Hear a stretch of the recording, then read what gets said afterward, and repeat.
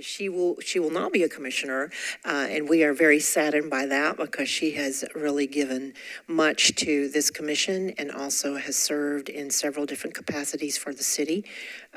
She's been our representative from the Metro Planning Commission, and has been with the Metro Zoning Commission for how long now, Robin? Okay, Mina might know. 3 years? 3 years. So we're going to do a special presentation with Mina Johnson, Commissioner Mina Johnson, and to give her some acknowledgement. And so I'm going to invite also our commissioners to have any comments if they want to. If I'm opening the floor for any comments. I'll start.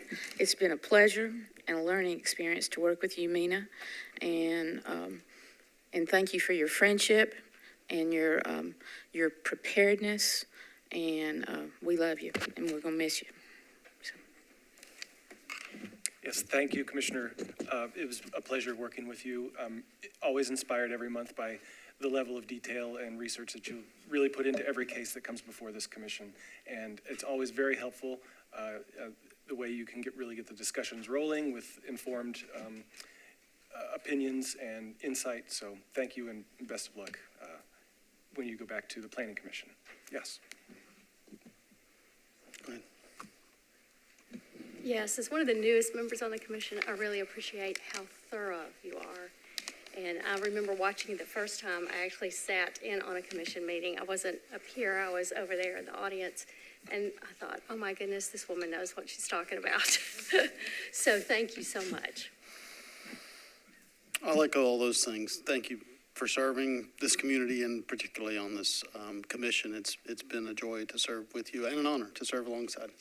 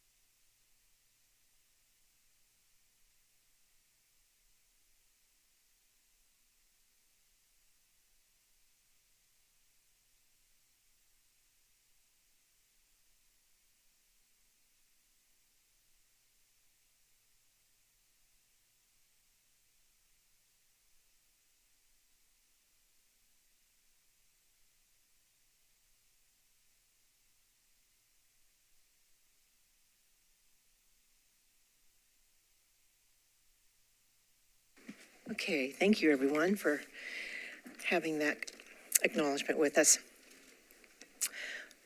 So it is, should we get this for public? December 20, 2023, and this is the Metro Historic Zoning Commission. Pursuant to the provision of section 2.68.030 of the Metropolitan Code of Laws, notice is hereby given that a final hearing before this commission is appealable to the Chancery Court of Davidson County or the Circuit Court of Davidson County vis a statutory writ of certiorari. You are advised to seek your own independent legal counsel to ensure that your appeal is filed in a timely manner and that all procedural requirements are met.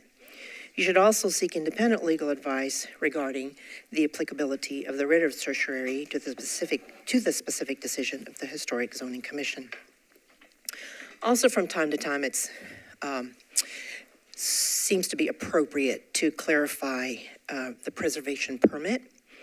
So if you are approved for a preservation permit today, and you are not the contractor, please know that it is your responsibility to make sure that the contractor has a copy of the preservation permit before beginning work.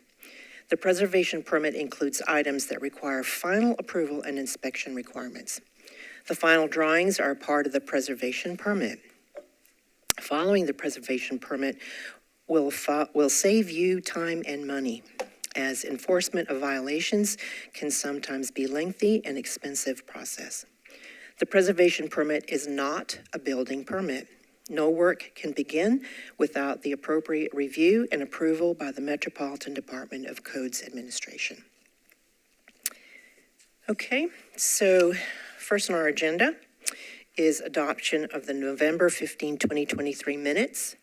Commissioners, are there any questions, edits, revisions? Otherwise, a motion? Move for approval. All right, Commissioner? Second. Second by Commissioner Cashin. All in favor? Okay. Seeing none opposed, that motion passes. Adoption of the agenda. Robin, do we have any changes? Yes, there are 3 that will come off today's agenda, and that's case number 5, 13, and 18. So that's 519 Fatherland Street.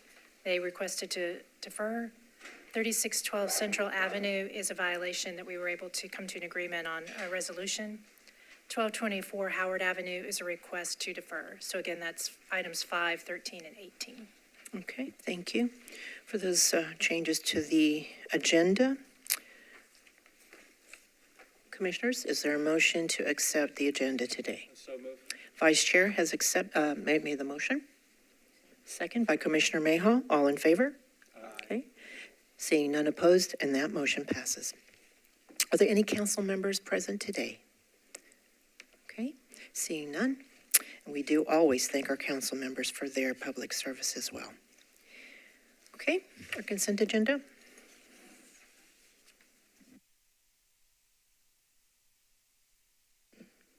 Items on the consent agenda will be voted on at a single time. No individual public hearing will be held, nor will the commission debate these items unless a member of the public or the commission requests that the item be removed from the consent agenda.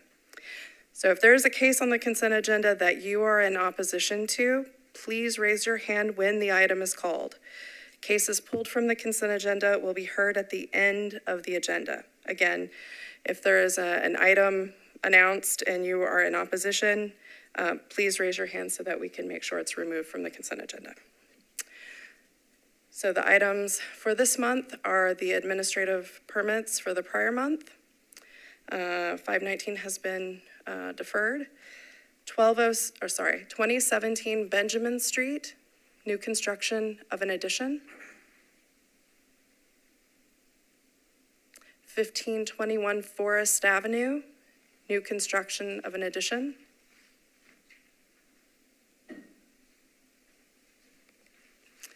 1301 Clayton Avenue, new construction of an outbuilding. 1212 Fifth Avenue North, new construction of an outbuilding. 315 Wilson Boulevard, new construction of an addition and an outbuilding.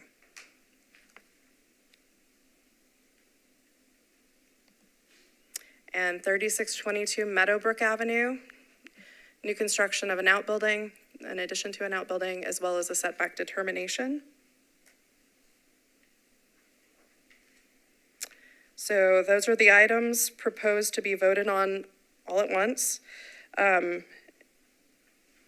Is there anyone in opposition to any of the cases just read? And we'll just go back through them quickly. So 2017 Benjamin Street, 1521 Forest Avenue, 1301 Clayton Avenue, 1212 Fifth Avenue North, 315 Wilson Boulevard, and 3622 Meadowbrook Avenue. Thank you, Melissa. Madam Chair, Okay, sorry. to reiterate to the gallery, we had somebody who waited 2 entire hours and they thought maybe they would have a chance to speak on a case that was on the consent agenda. This is your time to have a question, to object. There will be no time later, and please don't stay here for 2 hours hoping that there will be. Duly noted, Commissioner. All right, in that case, staff recommends approval of the items on the consent agenda with the applicable conditions, finding the applications to meet the design guidelines of the respective overlays. Thank you. Motion to approve the agenda. Vice Chair has made the motion. Anyone second? Second. All right. Commissioner Price. All in favor? Okay. Any opposed? Seeing none, and that motion passes. Thank you.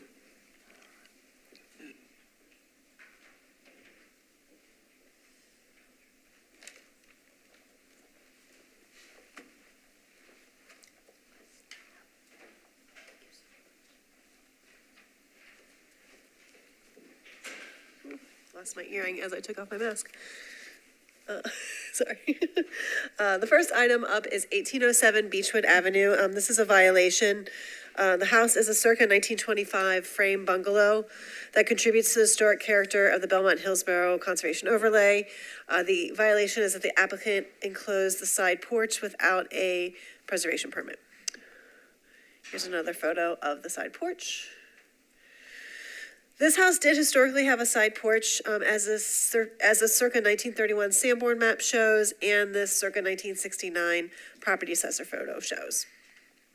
By 2005, some of the detailing that you see in the 1960s photo had been lost, but the porch was still open and there. In 2015, MHCC approved a rear addition to this house, and sometime after that renovation, the side porch was screened. We don't generally review screening of side porches, so that was not a violation, the screening. In November 2023, MHCC staff, while doing inspections, noticed that the side porch had been fully enclosed with siding and windows without a preservation permit, and I think also without a codes permit. While enclosing a side porch could meet the design guidelines, staff finds that the way in which this porch was enclosed does not meet the guidelines. The enclosure was not, quote, constructed in a way that the original form and openings on the porch remain visible and undisturbed, which is what the design guidelines call for. The porch enclosure removed the porch post and includes just one window on the front facade and no windows on the side facade. In the past, when the commission has approved side porch enclosures, MHCC has required that the front and side walls be primarily glazing and to have the look of a sunroom. Staff recommends that the porch enclosure be redesigned so that there will be visible porch posts that match the design of the porch posts on the earlier photos. And so that the front and side facades are largely glazing to continue the look of an open porch. In addition, the windows that were installed as part of the project are vinyl with large visible weep holes. These are not windows that MHCC has approved in the past, as few vinyl windows sufficiently replicate the look of historic wood windows. Staff recommends that the applicant installs windows that meet MHCC's standards in terms of material, design, muntins, and overall configuration. So in conclusion, staff is recommending approval that the side porch be redesigned so it has more of a look of a sunroom or a formal porch with the post, and that any new windows be reviewed and approved by MHCC. And I believe the applicant is here. Thank you, Melissa. Actually, if you don't mind, I was going to run through and just do the review of the public Sure. comment procedure right now. Yes, if you thank don't you. mind. And Ann is our legal counsel from Metro. Yeah, thank you. I apologize. I should have done it before the staff presentation. This is just a slightly new routine, but this is just a reiteration of the information. This is on the last page of your agenda, just explaining how the public comment process works. So first of all, we had staff, as just occurred, do a presentation about the project and a recommendation. Then the applicant comes up, and the applicant has 10 minutes to present. And that applicant presentation, that includes all members of their team and any members of the public speaking in favor. So they have 10 minutes total. They can reserve 2 minutes of that time for a rebuttal to public comment if they wish. After the applicant's team presents, then there is a time for public comment. And during that time, each member of the public may speak for 2 minutes each. If you're part of a group that has made a request in advance for a 5-minute speaking window, you could have that 5 minutes to speak. The commission may then ask follow-up questions of the applicant or the public during their presentation, or usually at the end of it. And the response times for those questions from the commission don't count against your sort of allotment of time. Once the public hearing is closed, and the commission may still ask follow-up questions of any members who presented. And then once public hearing is officially closed and there are no more questions for either the applicant or the public, at that point, applicants and members of the public cannot initiate any kind of discussion with the commission. That's just time for the commission themselves to deliberate amongst themselves. Thank you. Thank you, Ann. Okay, and I think Melissa has presented number 12 on the agenda, and is the applicant here? Would you like to come and speak? Yeah, I just have a couple of questions, or just to clarify. I'm Sadna Williams. Yeah, wait till you get to the Okay. podium. Thank you. Hi, I'm Sadna Williams, and I'm an interior designer for the applicant, Jane Siegel. I was brought on to do the interiors, not the exterior. But what she explained to me was the challenge that was posed to us is that front room is the bedroom now, and I think originally it was a living area. And her bed faces, the only wall that it's on faces the side of the house. And so she had asked her contractor to close that side up so that she could get some sunlight in the room, because the front windows she didn't want to have open. And so I came in at that point to do the interiors, and she asked me if I would come today to see if the side wall could remain closed with the condition of maybe putting up some landscape, a hedge over there so that the side is completely not visible from the street. She's not opposed to changing the front to be consistent with your recommendations.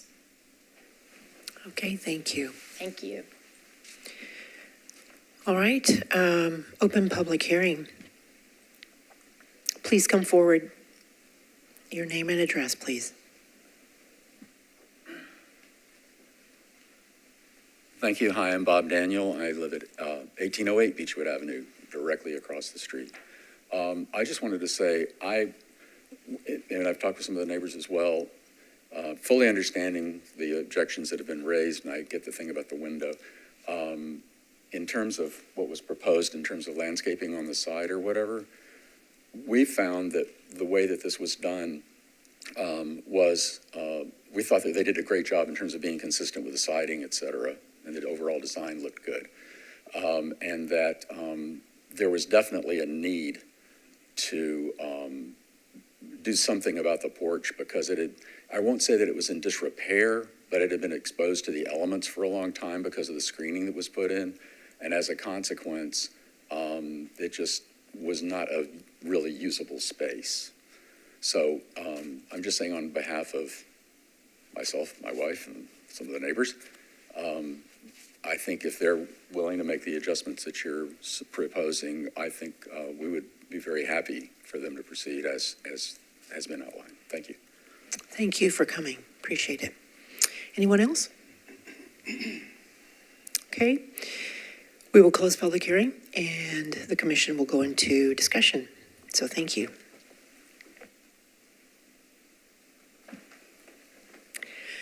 Just to confirm also that the violation is because they did this work without a preservation permit. So just for public hearing. Yes, and unfortunately, this is the unfortunate result of doing when homeowners do work without codes permits either, because the codes, when people enclose a space like this or build any kind of addition, the codes process triggers the historic preservation review process. So unfortunately, when people take the risk of doing this, we end up in the situation with violations like this. It's plainly written in the guidelines that this type of enclosure is not, doesn't follow the design guidelines for the neighborhood. And I think the staff analysis is correct, and the recommendation I can agree with. Thank you, Commissioner. I'll echo that. I think enclosure, this is albeit siding exposure and all those things, side matching, with the exception, this has corner boards, and the bungalow style doesn't have corner boards. That's way too deep in the weeds. This is an open element, and by enclosing it, it drastically changes how it presents at the street. The applicant had a specific request: could you put windows on the front and not on the side? That wouldn't meet the intent of the guidelines, and so the short answer to that, from my analysis of the guidelines and how this presents, is no. That a proper application, and that it needs to be, as the staff has evaluated in the guidelines, clearly state open on on all sides as far as I'm concerned, but that doesn't, we don't regulate what happens inside those windows. If you need to put some shades up or do whatever you need to do, that doesn't come before this commission to regulate your window shades or providing the level of darkness or privacy that you need. Thank you, Commissioner. Anyone else? If not, is there a motion? Unfortunately, the applicant's not here, neither does the contractor, because just before another commissioner, is that, again, that script of, if you're not the contractor needs to be sure that there's a preservation permit. And that is the challenge for this commission board to look at things like that, because if you don't follow the guidelines, then, that's our purview. So unfortunately, the contractor's not here. We could say, why didn't you get a preservation permit? And if you could relay that to the applicant, that truly is an important item to be sure that is also heard by others that might be, planning on some kind of addition or change to their historic particular property. I will say there's one other thing about this. Due to the prior design, the historic design of that porch, the detailing of that's going to be very important to work with historic staff on to make sure that it falls into compliance with the guidelines. Yeah, I just say that the thing that pops out in my mind is consistency, that I've seen us disapprove vinyl windows many times over, and as you said, Commissioner Price, if they'd followed codes and things, this would have been prevented. And so, anyway, that's my. So, with respect to 1807 Beechwood Avenue, I make a motion to approve the staff guidelines. Recommendation. Okay, thank you, Commissioner Mayhaw. Second, anyone? Second by Commissioner Cashin. All in favor? Aye. Okay. Any opposed? Seeing none, and that motion passes. Thank you.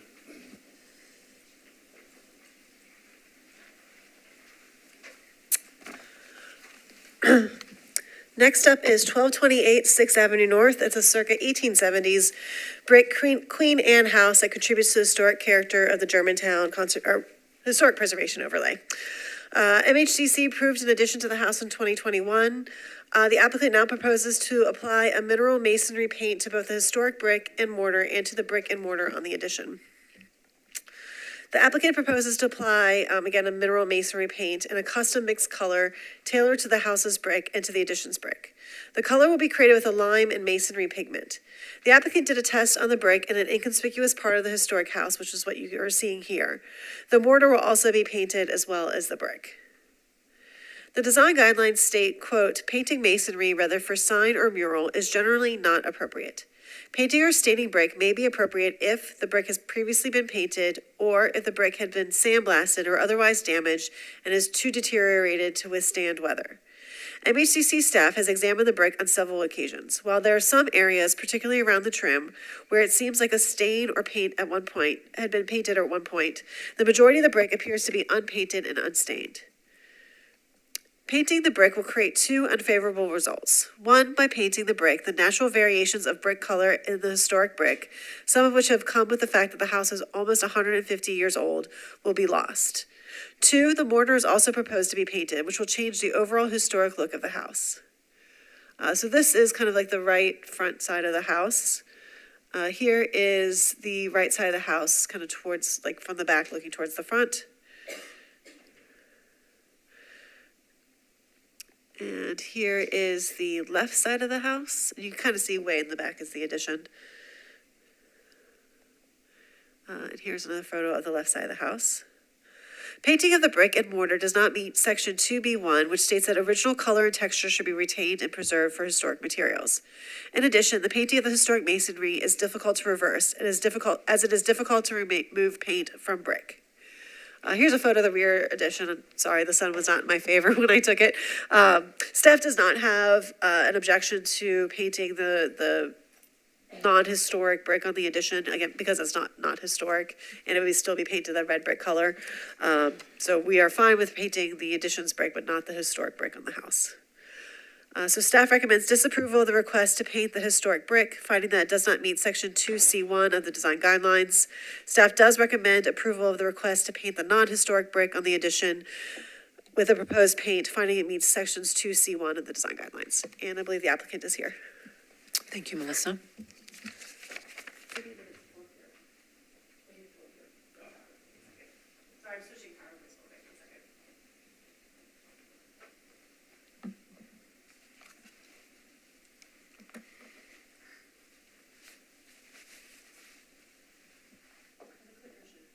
Okay, thank you. My name is Andrew Heidemann, Foursquare Design Studio. I was the architect on this project, still am the architect on this project until it's fully completed. I'm here acting on behalf of the homeowners and really the whole project team in general. So basically, to backtrack a little bit, and what ended up happening with this project was we made it pretty much all the way through the hard construction. We got to the point where we're ready to, get the treatment applied to this brick. And then somebody from Historic came out and looked at it, and I guess there was some sort of reassessment that happened.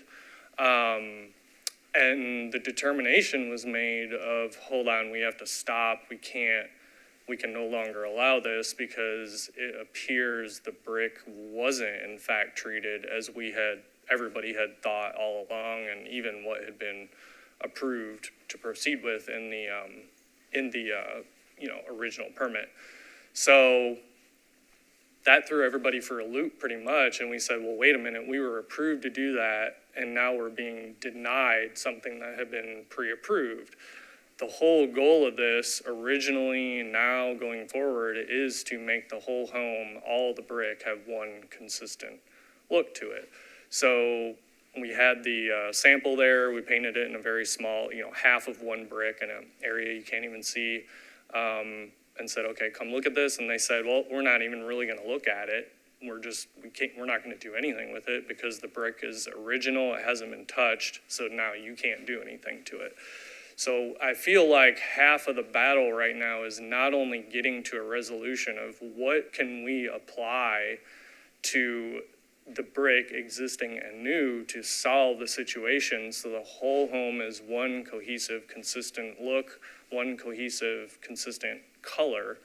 But then the other half of the battle is now we have to prove that this has been treated at some point. So I'm going to kind of proceed through this a little bit. And a lot of this I've really already covered already. This is the email here I'm showing that basically says, okay, once we get to almost to the finish line, we'll work through the staining of the brick. The color is the only thing that had to be approved. So when that person came out there, their goal that day, we thought, was to literally just approve the color, and then we'd be off and running and treat the whole house. So now we're going to get into some slides and photos that the whole project team has kind of assembled and kind of talked over. These images really prove that this home has been either painted or stained or had some sort of treatment applied to the original historic brick at some point. So what you're looking at here is an interior wall of the kitchen, and the photo on the right is that exact same wall with the color. So the interior is untouched brick. There's never been anything applied to it. That's the raw, it's a tricolor brick. It's got oranges, browns, and reds to it. And then on the right, you can clearly see the mortar and the brick has been, stained or painted red, a reddish, pinkish, color of some sort. Another image of the chimney, which is a really good example of it. You can see clearly whenever this color was applied, they didn't apply it to the whole house. They didn't do chimneys. Obviously, they didn't do the interior. It really was just the, front three sides of the home. Another interior view, and then these are pretty much the exact opposite wall, showing that. I mean, it's clear as day right here that that's not, on opposite walls, that's not the same color. This is the part I may not be able to show. We do have some people in attendance that have these videos on their phone. I don't know if we're able to, Melissa, are we able to click and play that? If I click, okay. Oh, so there we go. Okay, here's a video showing what happens when you walk up to the brick. Again, supposedly original untouched brick.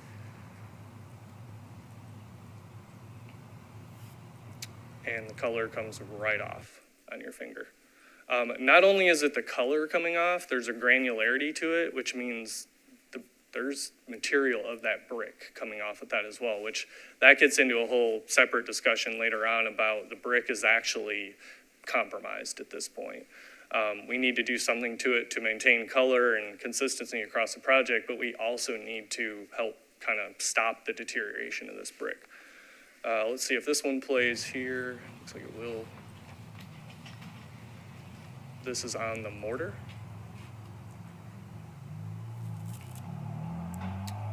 And color comes right off, clear as day. Also, again, a sandy kind of granular feel to it. This is the house next door, which there is some evidence that these were potentially connected at some point. Original brick, absolutely nothing comes off on your finger. That brick, even though it's the same age as the house next door that we're talking about, is, I mean, essentially other than the weathered look, it basically looks brand new.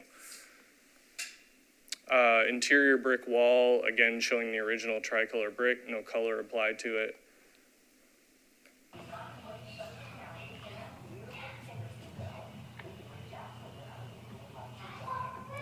Nothing comes off. Okay, so let's go backtrack a little bit. If anybody, especially me, the person who designed the project, knew we'd be standing here today talking about this, we plain and simple would have chose a different material for the project. We went with the brick with the approval and understanding that we would be able to stain it all and make it one consistent color across the board. If we would have known this, we would have done the addition and siding. The contractor for the project is here right now, and he actually pulled some numbers, and the cost of doing that in siding would be one third the cost of doing this in brick. So the expense of trying to do this the right way, only to find out later that we can't, pretty staggering. Again, here's a view of the area where it was applied. So the specific material we proposed, it's by a company called Romebio. They're out of Italy. It's a masonry flat paint. It's basically if paint and stain had a baby. It's made of all natural materials. It's basically made of the materials that brick is made of, that comes out of the earth. It's still to the point where it clings to the brick, and yes, you could remove it if you wanted to at some point, versus stain totally impregnates the brick and you'll never get rid of that, even if you sandblast it. This is actually the best material you could use. It's been used throughout Europe for hundreds of years to maintain ancient masonry buildings. When you're walking around Europe and you see all these pretty colors on the brick and stone buildings, that's what's doing it. So preservation, the fact that we're wiping the brick and there's granular pieces coming off, that's what we're trying to stop from happening in addition to the coloring. And then this starts a collection of images. So these are all homes, within a stone's throw or less from the homeowner's home that we're talking about, that have had either stain or paint applied to them at some point. And really the big reason to show these is to just show coloring a brick is prevalent in the area. Now, do we know the individual stories of why? I'm sure these each had to go through a permit at some point. 2 minutes remaining. Okay, thank you. So it's really just to show that it's not uncommon. And this is within less than a couple hundred feet of the home. So, extrapolate that out, how much that might be across the whole overlay. More images of the same, more images of the same. So just here in the slides, we've got 13, 14 different homes within a stone's throw that have had treatment applied to them. These are just a collection of letters, which I believe most or all of them hopefully made it to the commission, from neighbors supporting what we're trying to do. Basically, I don't know if they have or who has copies of these letters, but the gist of it is the neighbors support it because it's going to create a better looking home at the end of the day, instead of a home that's 2 colors of brick and 2 colors of mortar. So the preferred option we'd like to go with here is the product we've chosen. Again, stain is kind of a loose term in a sense here. We'd just like to do that on the existing and the new brick, make the whole home consistent. We're achieving continuity and we're helping preserve the brick. The secondary option, which it's decided that that you guys only want it on the addition, would be to paint all the brick. And I kind of will probably leave this with, to just say, if we leave here today and it's still a no, we would like help getting in a direction, because I really don't think if we're not allowed to do something to the original brick, I don't think the conversation is going to stop here, unfortunately. It's going to keep going. We just want a house that was the original color, or is the same color across the board. And if we would have known we'd be standing here today, we would have designed a totally different project. So that's I all have a I've quick got. question. Yeah. So would you stain or brick also the new construction so that it would, the Yes. same color to the new construction and the historic house? Correct, all of it. Obviously, the stone at the base doesn't get any, it's just the brick we're talking about. Okay. The trim will get painted some, Sure. color scheme, Sure. of course, but yeah, Okay. just the brick on Thank both. you. Yeah. So although you didn't state it exactly, it looked like the intent that you have is assuming that you're correct and the brick was stained to start with, that you're trying to replicate what the original color, historic color of that brick was. We're trying to get is pretty darn close to that. Yeah, I know the sample we showed was maybe just slightly more on like a reddish pink side. It's going to be difficult to get one consistent color, meaning like it's a tricolor brick, so you kind of got to go for just let's get as close to that as we humanly can. Darker would be better, anything kind of in that realm.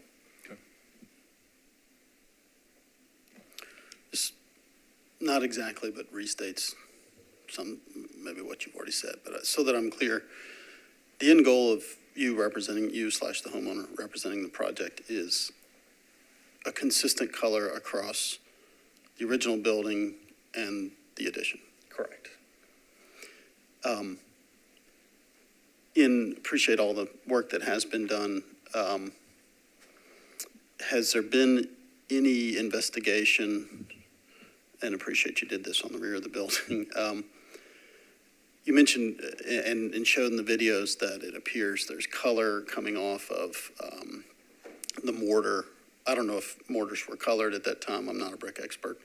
I know enough to be dangerous, but that wouldn't be unusual to me to see a brick of that age that is beginning to, I don't know if fail is the right word. Certainly that's part of it, but that coloration or part of the clay comes off in the test that was the finger test that was administered to each of those things. And so I would, even though it didn't happen next door, these things are fact dependent as to when was that repointed at any time. Lots of factors.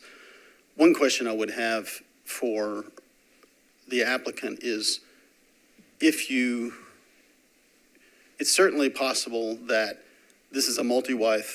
It's not possible. This is a multi-withe brick home. That's how it was constructed. And so different mortars could have been used on the outside for appearance and could have been used on the inside. I don't know that, but I don't not know that. Sure. You don't know that at this point either. Yeah, nobody will probably know that, right? But I think I'm persuaded by the argument, or potentially persuaded by the argument that, and this might be the easiest way to prove it, is that there is a stain applied to this masonry. And if you were to take some of the mortar out, you would certainly see that it doesn't penetrate the full width of the brick or some distance, and that would help make your case. Or at least for me, it would help me be convinced that in fact there is some sort of stain or coloration applied to this. And I think that opens a door to what's written in the guidelines and certainly what we would like. I think staining a brick and some of the things that you've got to answer some of the questions for the staff and within the guidelines, that staining a brick allows for that coloration to happen, as as is demonstrated on the house next door, and painting it does not. If it's already been painted previously, it certainly bolsters a case and an argument for it. And I'm not completely convinced that with the finger test that those things are present in this case, just as a commissioner. That's not a no, it's just I'm not convinced that indeed is the case by a visual examination or without some destructive testing, I guess is what it amounts to in the end. I'm not suggesting you take the whole wall apart, but it might be that it's evident in a place where there's a hole in the existing mortar, or you make one with, there is an outlet here, I guess is kind of what I'm saying. I mean, I've never expressed this to anybody, I mean, but me, just on the technical building science side of it, well, the way to figure it out would be a cross-section. Well, how could you take a small cross-section of brick? You could drill a hole in a couple bricks or something, and that might tell you. Same with the mortar. In fact, Yeah. the mortar might be less destructive than Sure, in a brick, but again, I think there's, this is important to you and to the homeowner, and I think an additional step might go to bolster your case a little bit further. Okay. Would be, I don't know how other commissioners feel, but that would certainly help me in terms of, we would be going some distance to disagree with the staff on this. And it is a very technical, the painting of it's not technical, but the history of, is it, the determination, was it stained or not stained, in my mind, needs to be pretty absolute. I'd love to hear other commissioners' thoughts on that. We will open for public hearing. Any more questions to the applicant? Okay, thank you. Thank you. Open public hearing. Okay, I'll close public hearing. Commissioners, more comments? I appreciate both the thoroughness of the staff report and of the applicant's report and photographs and analysis. In looking at both those exhibits, I am fairly convinced that the original structure was either a colored mortar or it was a stained finish that was on there. It certainly doesn't look like it was paint, and I don't think anybody would recommend paint for this project. There are other areas of the original structure that are going to need some tuck pointing, rebuilding. There's some bricks that look like they need to be replaced with something, or they were mishandled before. Has to be some paint removed from it. And I think I'm fairly compelled by the applicant's argument that using a stain that is appropriate and designed specifically to cover brick would be appropriate in this instance. Again, I don't think, paint would change the look dramatically, but it seems to me the product that's being presented, once reviewed by the staff, might be an appropriate solution for this. Thank you, Commissioner. I tend to agree with Commissioner Stewart. I'm not a fan or advocate of painted brick or staining historic brick that's not been finished before. If that was the case, if I was convinced that was the case here, I would vote to deny the application. But I do think that the applicant's presentation was compelling, that this has been stained before. And it's worth noting where our guidelines about painting brick come from, and that all of our historic district guidelines are based on the Secretary of Interior standards for the treatment of historic properties, which, and just general national best practice for historic preservation is not to paint brick. It drives me crazy when I see nice old Tudor homes around Nashville that are getting painted white. It's a terrible fad that people will regret 40 years from now. Because you take a surface, a masonry surface that doesn't require any maintenance, and now all of a sudden you have to repaint every 10 years. So that's why the guidelines are written as they are. In this case, I, along with Commissioner Stewart, tend to be convinced that it's been stained before, and according to the text of our guidelines, that can be appropriate in this case now. Thank you, Commissioner.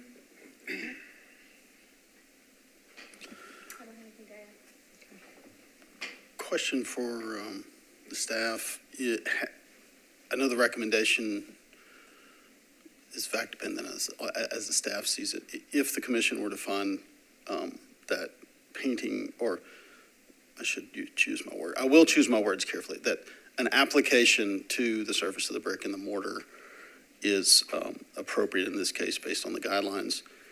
Has the staff reviewed the proposed application and found it in keeping with Secretary of Interior standards, as lacking any other standard by which to judge it? Sure, we did look at the manufacturer's information for the staining, and it does seem like, unlike a paint, it seemed like it's something that's a breathable material. So one of the problems with painting, as you know, is that it traps in moisture and creates problems. So that didn't seem to have, at least according to the manufacturer, those types of problems.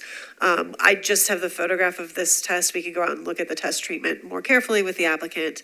But yeah, so we can certainly, looking at the manufacturers, if you find that a staining is fine, that material seemed like kind of the best case scenario because it did seem to be breathable, and you could create a color that matched the brick to the extent possible.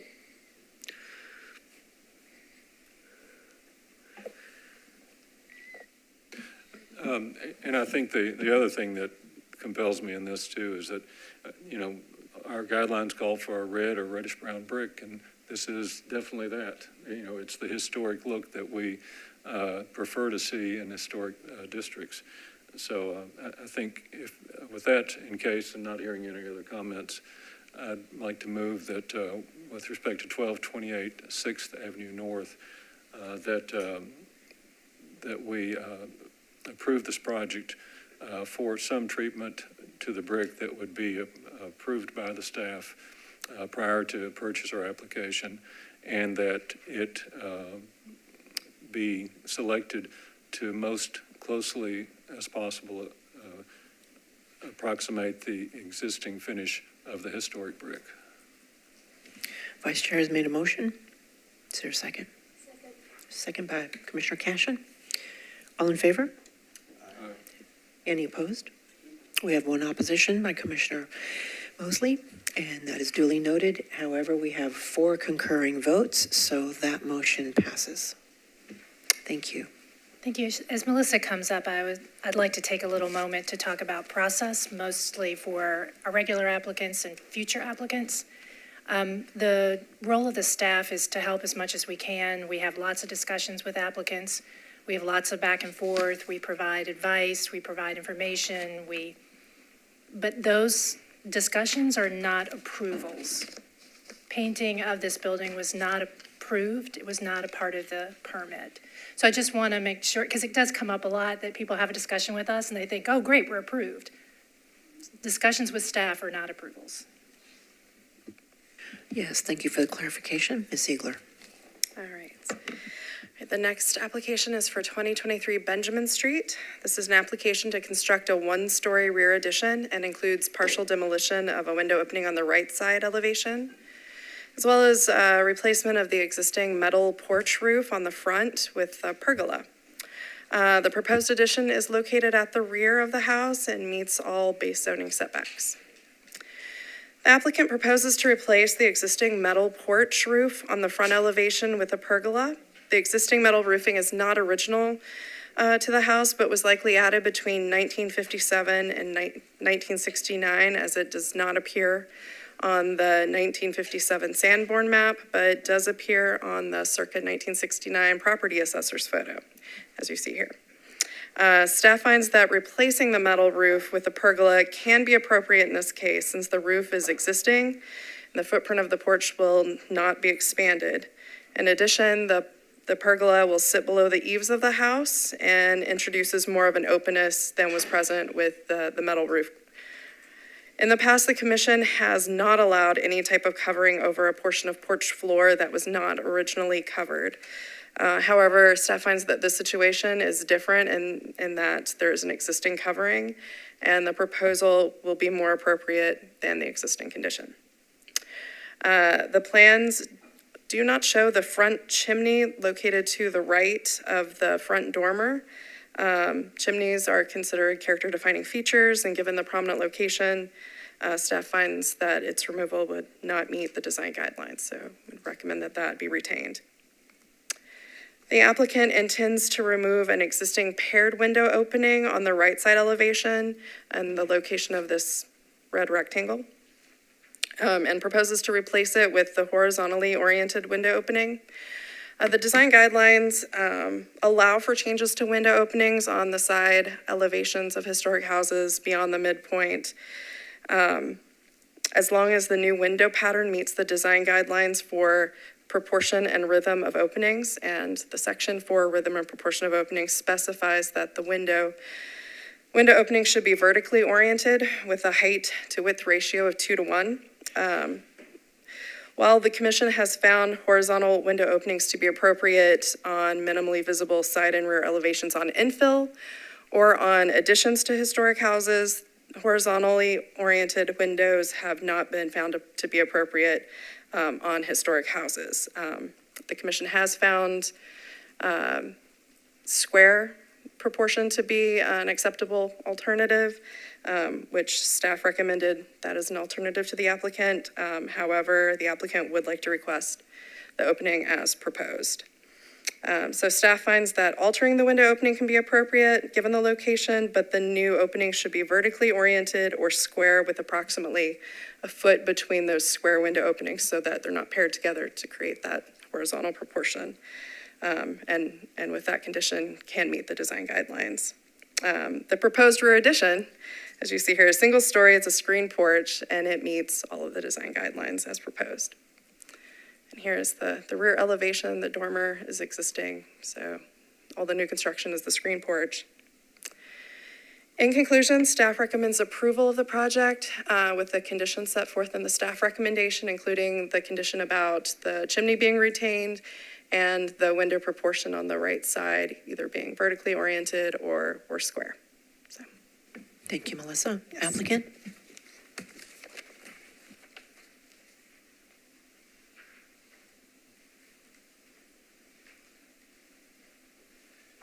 My name is Brady Wicker. I'm the owner's rep and the designer for this. So do we want to start at the front with the pergola, or do we want to address the window and the chimney first? So the wood pergola, I think that's, we'll start front to back. The wood pergola, I think that's appropriate, as Melissa had mentioned earlier, that's opening it up. I think it's a step in the right direction from what's there currently. It's kind of an afterthought that happened, I think, the metal roof that's there. So the proposal is that we, there's a brick pedestal with a concrete topping to it, and then we match the wood craftsman style column that go on top of that to hold the pergola. The pergola would be attached actually to the eave, but below the gutter as like a mounting point. And then for the chimney, we're not actually proposing it to go away. I just forgot to draw it. So that's not in our scope at all. So the chimney will remain. The side window, the transom window that's at that right elevation, is a bedroom. So the purpose of that was to have some light above the head wall of the bed. The owners understand that is not ideal when it comes to historic, so they're open to just removing that from the scope entirely. And I think that's probably the route that we should go. And that's it, right? Okay, thank you.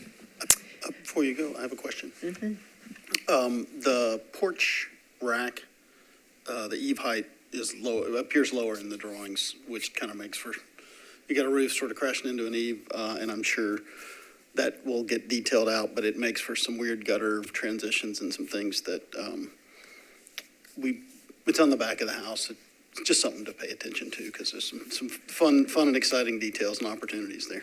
Yeah, there's a little bit of a dance happening at some of those eave heights. Any other commissioner? Push. Yeah, one more question. You mentioned the transom window in the rear that you were just discussing. Yes.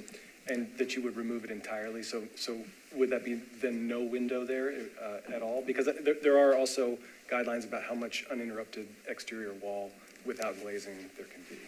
So at the moment where that transom window is, there's two existing windows. The proposal is to take two of those windows, move them to the rear elevation. So an alternative is to keep one of those windows at that location and only move one of the windows. Okay, thank you. Is that the bottom drawing then? Top drawing. Which window will you keep? Which window will you keep? I guess, Melissa, can you show the rear elevation, please? So the two windows with the tags there are both the ones that are being moved. We can take one of them and put them, the one to the right, on the right elevation, if that makes sense. So Melissa, can you go back to that side elevation? So where that rectangle is to the right side of that, that'd be the jamb of the window. Okay. So the window closest to the corner board will remain? Yes. In the back? Yes. Okay. Thank you for the clarification. Thank you. Okay. Open public hearing. Close public hearing. Okay. You may be seated. Commissioners, discussion? I think the applicant has answered some, or all the questions that the staff had. So with, well, jump the gun, is there any, I don't have any further comment, is there any? With respect to 2023 Benjamin Street, I move approval of the application in meeting the staff's conditions, and that the applicant will submit documents to the staff prior to approval of a permit that would indicate that the changes that were discussed and on the record here today, so that the staff knows exactly what they'll be seeing, and that whatever we've approved is indeed is followed through with. So the one, to refresh the record, the existing window that will remain is closest to the corner board of the rear of the house on the side elevation, and that one window on the side elevation will be relocated to the rear. All the other parts of the application meeting the design guidelines, I recommend approval. Very good. Anyone second? Yes, there is a motion on the table. Second. And there's a second by Commissioner Price. All in favor? Okay. No opposed? That motion passes. Thank you.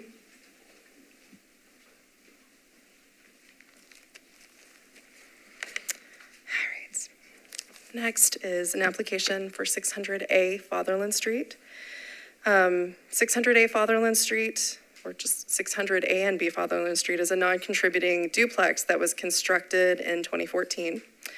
There are two existing outbuildings on the lot. So you see there's the one-story outbuilding for Unit A, which was permitted in 2018, and then a 1 1/2 story outbuilding behind Unit B that the commission approved in February of this year.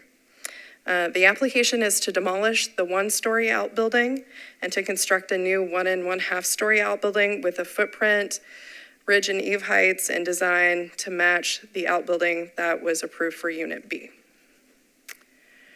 So the lot is over 10,000 square feet. So the maximum footprint for all outbuildings on the lot is 1,000 square feet.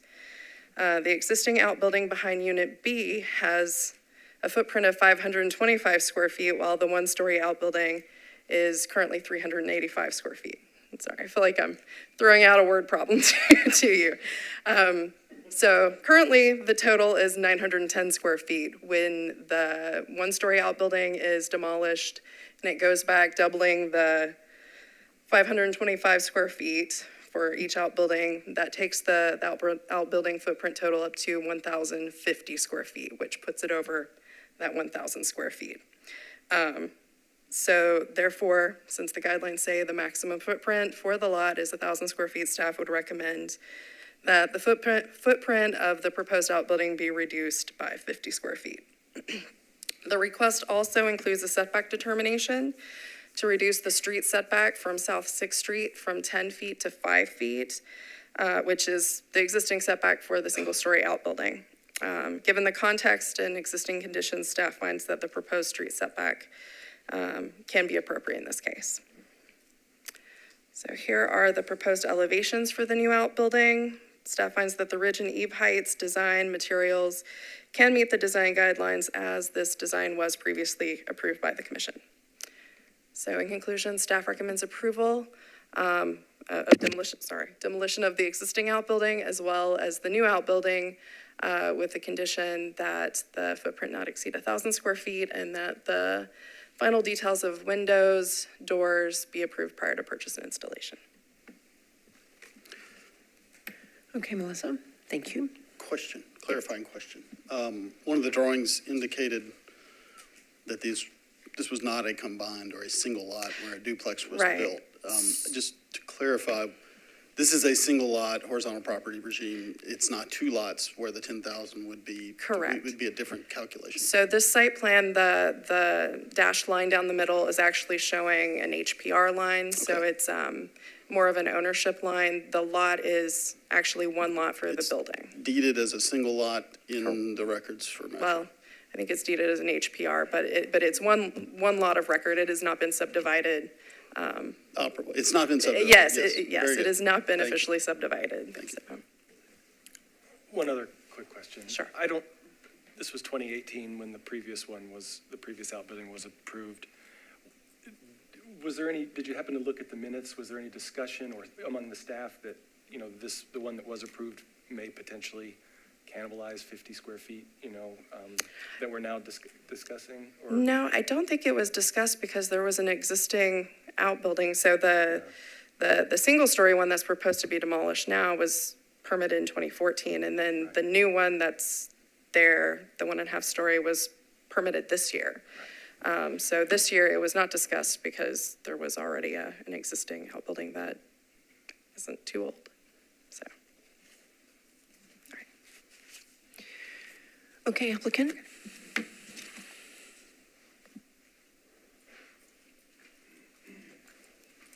Hey, how's it going? My name is Trig Littlefield. I'm with MLS Construction, the builder of the other one as well. What you have here is a classic case of FOMO, where the homeowner saw what was happening in the adjoining unit and wanted to mimic it. And the reason that we are asking for the things that we're asking is so we can obviously deliver to the client what she wants to have done, and also to preserve a mirror representation of what's happening in the primary structure.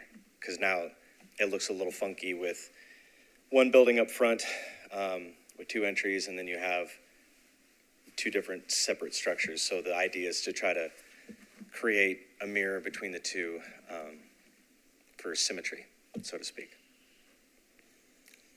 This is my first time ever talking at one of these, so I'm super uncomfortable. I'm not really sure exactly what I'm supposed to say, other than my only request is that had we had known of the parameters for the outbuilding footprint to be no bigger than 1,000 square feet based on the parcel, if we have any wiggle room there to actually build another one at 525, but we can shrink it down, obviously, to make it work from a construction standpoint. Our concern was just to try to create, again, symmetry. You did well. Thanks. This is way better than court. But that's really all I have to add, other than, I know it's cheesy, but I really love what you guys do. I'm from a different part of the country that I've been here for 6 years, but what historic zoning and the whole historic team does for Nashville, I'm a huge proponent. As a builder, you guys are always the first people I come to make sure we can do what we want to do. So I really like working with you all. Oh, You guys are thank great. you. Thank you for working with us and the staff as well. And I pulled up the previous staff recommendation. It does discuss the footprint being a maximum of 1,000 square feet, but I don't think we anticipated this situation and made the applicant aware, so.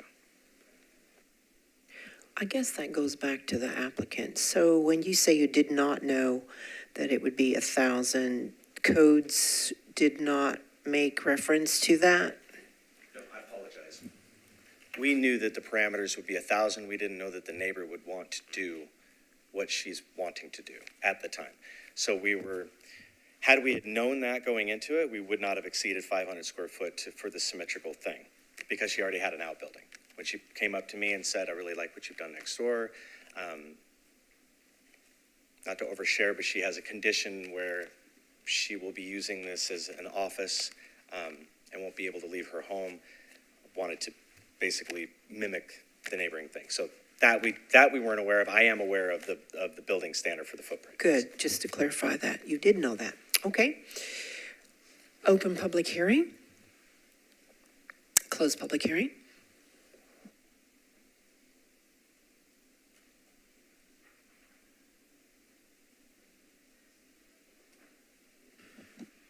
Okay, so the width is 17, that's in terms of equivalency and bifurcated symmetry and discussions of that.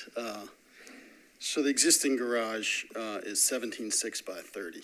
And so a compliant garage would be 17.6 by 27 feet, 2 inches-ish. The question then is it important I mean, if we're going to provide something that varies from the guidelines, which I'm not suggesting we should, then, you know, we're talking about 2 feet, 10 inches. And the perception of that in the third dimension, not on a plan.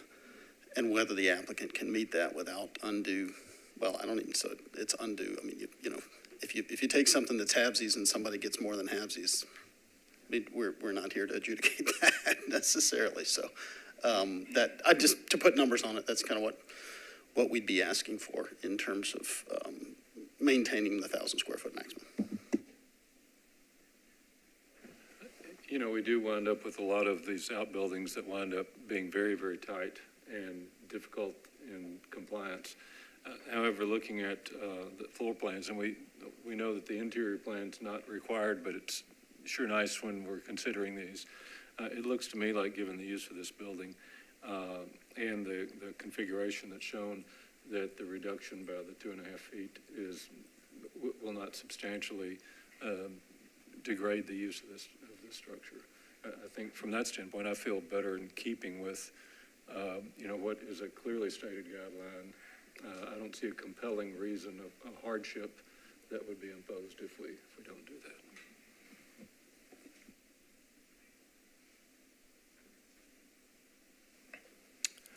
I agree with Commissioner Stewart. So unless there are any other further comments, I'll make a motion with respect to 600A Fatherland Street. I move for approval of the staff recommendation with the conditions listed. There's a motion. Second. There's a second by Commissioner Mayhaw. All in favor? Okay. Any opposed? Seeing none, and that motion passes. Thank you. Thank you, applicant.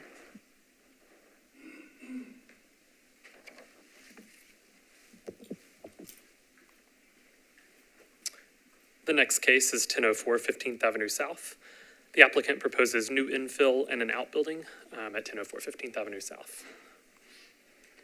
The house previously located on this lot was a circa 1932 English cottage-style house. At the May 2023 Metro Historic Zoning Commission, the commission approved demolition of the home due to economic hardship. The applicant now requests new infill and an outbuilding on the vacant lot. The immediate historic context includes 1, 1.5, and 2-story contributing houses. On this slide in the top image there, the house that was approved for demo is right in the middle with contributing context on either side. And then the bottom image is context across the street. The proposed infill meets all base zoning setbacks. The proposed side setbacks and width of the house combined continue the rhythm of spacing for this block face. The proposed infill has a 2-story form with a ridge height, eave height, and width that are all compatible with the historic context. Staff finds that the proposed infill meets the design guidelines for materials, form, roof form, orientation, siding and building type, setbacks, parking and vehicular storage, and the proportion and rhythm of openings. The proposal also includes an outbuilding in the rear yard close to the rear property line. The outbuilding is located at least 20 feet from the primary building and meets all base zoning setbacks. Staff finds that the proposed outbuilding meets all guidelines for outbuildings, including footprint, heights, and massing.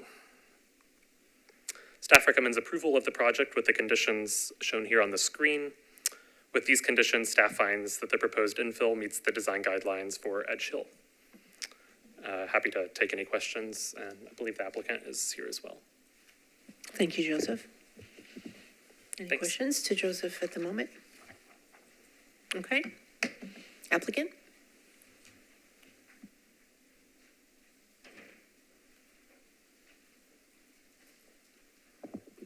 Barry Greer, Asset Manager for Arcade Junior Development Group. This is our project.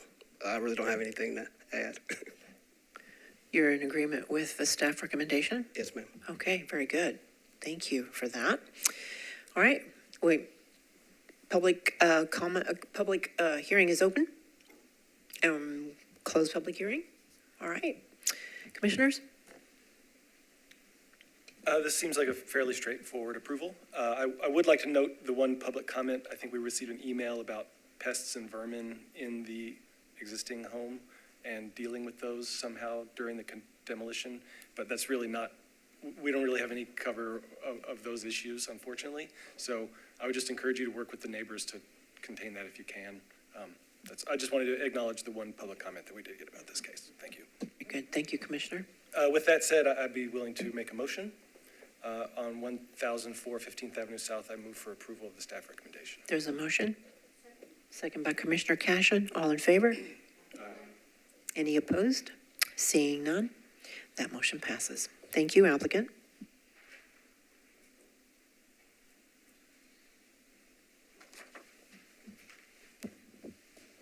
The next case is 1504 Holly Street. The applicant proposes new infill at 1504 Holly. The house previously located on this lot was a circa 1900 Victorian-era cottage-style house that contributed to the Lockland Springs East End Neighborhood Conservation Zoning Overlay. The house suffered extreme damage from the March 2020 tornado, and the MHZC issued a demolition permit for the house in March of 2021.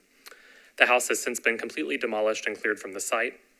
The applicant now requests new infill on the vacant lot.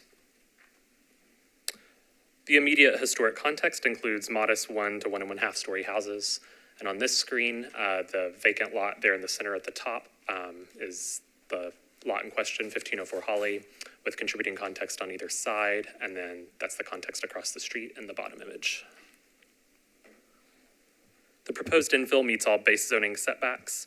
The proposed side setbacks and width of the house combined continue the rhythm of spacing for this block face. The proposed infill has a 1 1/2 story form with a ridge height, eave height, and width that are all compatible with the historic context. And staff finds that the proposed infill meets the design guidelines for materials, form, roof form, dormers, orientation, siding and building type, setbacks, parking and vehicular storage, and proportion and rhythm of openings. Staff recommends approval of the project with the conditions shown on the screen. With these conditions, staff finds that the proposed infill meets the design guidelines for Lockland Springs. Again, happy to take questions, and the applicant is here as well. Thanks. Not at the moment. Thank you, Joseph.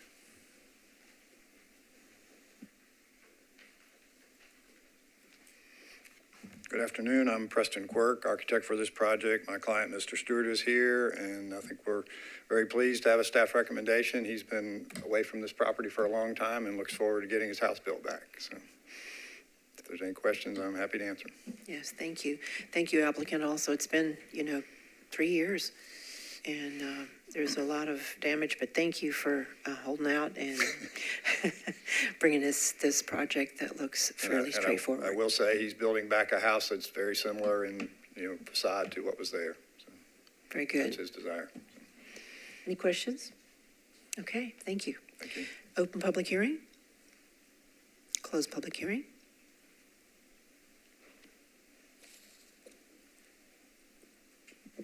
Well, this also appears to be a pretty open and shut case.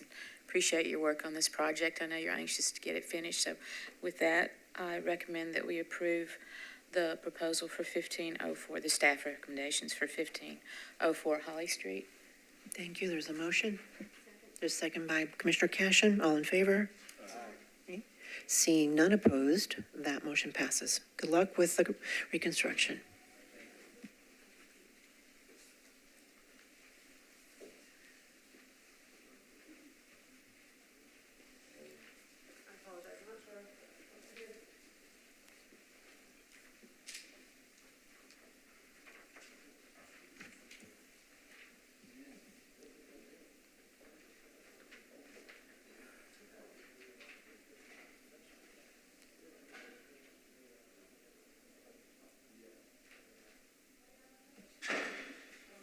There it is. The next case is 1414 Franklin Avenue. The applicant proposes new infill and an outbuilding at 1414 Franklin. The house previously located on this lot was a non-contributing house. Demolition of the non-contributing house received an administrative permit in October of 2023. The applicant now requests new infill and an outbuilding. The immediate historic context is largely modest 1 and 1 1/2 story contributing houses. The top image here is the non-contributing house there in the center with contributing context on either side, and then context across the street in the bottom. The proposed infill meets all base zoning setbacks. The proposed side setbacks and width of the house combined continue the rhythm of spacing for the block face. The proposed infill has a 1 and 1/2 story form with a ridge height, eave height, and width that are all compatible with the historic context. Staff finds that the proposed infill meets all design guidelines for this overlay. The proposal also includes an outbuilding in the rear yard close to the rear property line. The outbuilding is located at least 20 feet from the primary building and meets all base zoning setbacks. Staff finds that the proposed outbuilding meets all guidelines for outbuildings, including footprint, heights, and massing. Staff recommends approval of the project with the conditions shown on the screen here. With these conditions, staff finds that the proposed infill meets the design guidelines for Eastwood. And I believe the applicant is here as well. There he is. Okay. Any questions to Joseph? Okay, thank you, Joseph. Thanks. Applicant?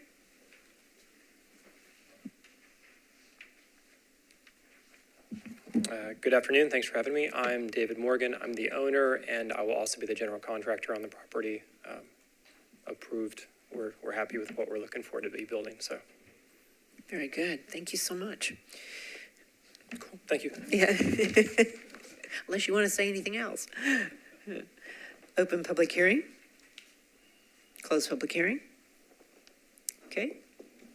It looks like we're on a roll here with compliant projects that paid attention to the guidelines, and we appreciate that. So with respect to 1414 Franklin Avenue, I move for approval with staff recommendations. There's a motion. Second by Commissioner Cashin. All in favor? Aye. Okay. Seeing none opposed, that motion passes as well. Thank you again.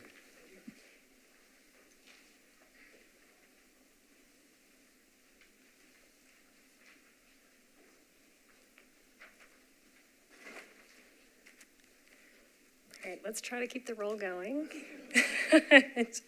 This is also an application for construction of infill. A demolition permit has been issued for this non-contributing house at 2109 10th Avenue South. The applicant is proposing a 1.5 story house. Staff finds this form to be appropriate here. This block has little historic context, and the proposed massing is consistent with other recent approvals in this immediate vicinity. The proposed infill meets the base zoning setbacks, and the front setback will be consistent with the historic house to the immediate right. Here are the side elevations. The materials, roof shape, and proportional rhythm of openings are all appropriate. Staff recommends approval of the proposed infill with the following conditions. These are all just our standard conditions. And I believe the applicant is here. Okay, any questions to? Maybe not. Any questions to Jenny? If you have questions, I'll try and answer them. Okay, Jenny, thank you. Applicant is not present. Okay. Open public hearing. Close public hearing. Okay, you're on a roll. With respect to 2109 10th Avenue South, I move that we approve with staff recommendations. There's a motion. Second by Commissioner Price. All in favor? Okay. Seeing none opposed, and that motion passes. Again, I want to voice Vice Chair as well as that it's great when we can see applicants that follow the design guidelines and can work well with the staff and have good recommendations. So kudos. Moving on. This is 1203 Greenfield Avenue. I know you received considerable public comment about this one. I hope you've seen it. We welcome public comment. We're happy to hear what people have to say. I've tried to address some of the concerns raised in my presentation, but feel free to ask questions. I have a feeling we might have some people here to speak as well, so we'll see how it goes. So this is, again, an application for the construction of infill on a vacant lot in Inglewood. This lot was created in 2017 when the large corner lot was subdivided into 3 lots. Infill is also being proposed in the new lot that faces onto Catherine Street. This house, proposed at 1203 Greenfield, meets the base zoning setbacks. On the left side, it will be approximately 11 feet from the property line, which will put it about 14 feet from the neighboring house on that side. On the right side, it'll be 5 feet from the property line. I'm just going to pop back and look at the photo again. So 5 feet from the property line, which is at that fence there on the right, and then there's the driveway. So it'll be about 10 to 12 feet from the house on the right, probably. Staff finds that this will create a rhythm of spacing that is consistent with the other houses on the block. I just wanted to show a couple images of typical spacing between houses on this block. So it's fairly common to have about a driveway width and maybe up to about 5 feet between houses, which is what they're proposing here. So staff found that was appropriate. The proposed front and rear setbacks are appropriate as well. The applicant's requesting to site a garage 10 feet from the back of the house rather than the 20 feet required by the guidelines. Staff is not supporting that. We don't see a reason that the full 20 feet cannot be achieved here. Here's the front elevation. The width is 33 feet, which is well within the appropriate range given the context. The proposed height is 26 feet from average grade at the front. This isn't the top end of the appropriate height for this context, but there are several other houses on the block with a similar height. These are the two houses on the block that measure 26 feet tall. You received public comments stating that only the steep front gables reach that height, and I have to say I love this point. I agree that one steep roof peak should not be used to justify additional height. However, the front peaks only look taller from this perspective. If you kind of turn at an angle, you'll see that the full side gables of these houses are equally as tall. So given this, staff is comfortable with the proposed 26 feet tall side gable for the infill, particularly as it is well set back from the front wall. There's also been public feedback referring to this design as a tall skinny, and while staff respects concern about overall massing, we disagree with this characterization given the 26-foot height and 33-foot width. Here you can see the side gable is significantly set back. The materials do need final review and approval. The proportion and rhythm of openings, roof form, and dormers are all appropriate. The outbuilding is 1 story and meets all of the design guidelines with the exception of that 20 feet of separation. So in conclusion, staff is recommending approval with a condition that they achieve that full 20 feet between the outbuilding and the primary structure, and then the other standard conditions. I know the applicant is here and would like to speak, and we may have public comment as well. The questions for me first? Jenny, thank you for working with Yeah. the applicants. I think there's 22 and 23 are together, so. I think Correct, and we'll listen to that. We'll have that one next. Understood. Yep. We'll be presenting that. But Yep. yes. So Jenny, the red hatched area on the back of the garage, can you talk about that some?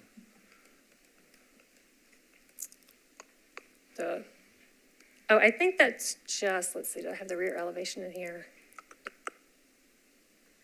No, I didn't put the rear in. We're gonna have the applicant answer that. I think it's just, isn't there just like a pergola kind of thing on the back? Well, it's basically what it's showing there is we're going off the 20-foot rear yard setback. So the garage at 10 feet. Sir, yeah. Wait. My name is Ken Knuckles. I'm with 3506 Associates.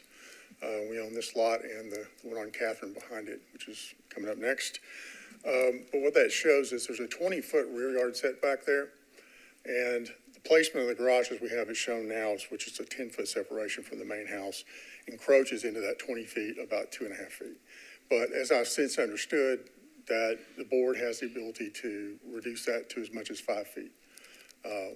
So we're definitely talking about shifting the garage. We'll have to talk about whether or not there's a formal reduction that has to take place as part of the approval or how that works. With regard to this one, this is what we consider to be more of a Tudor-style home. And as Jeannie mentioned, I think there's no access proposed off of Greenfield. That was a condition of when these 3 parcels were subdivided. So they're required to share the access coming off Catherine. I believe it's a 16 or 17 foot wide easement that comes off Catherine and runs straight back to where it intersects the Greenfield lot. We're in agreement with all the conditions, but I do want to at least discuss the separation for the garage, and I'll explain why. You can kind of see, I don't know, maybe you've got the overall site plan, Jenny, that shows. So what you see there is you see where the garage is on the Catherine house. And there's a lot of room there outside the garage for them to park 2 or 3 additional cars outside of the garage. And it's easy for them to maneuver in and out of the garage. There's far less of that currently, even at 10 feet for the Greenfield house. If we push that back another 10 feet, you're basically, the front of your garage is going to be right on the edge of that driveway, which can potentially impact maneuverability in and out of the garage. It takes away the possibility of having some additional parking during a party or whatever it may be. So We'd like to keep it at 10, but, you know, we could consider maybe doing it at 15 or something less than 20. That would be appreciated.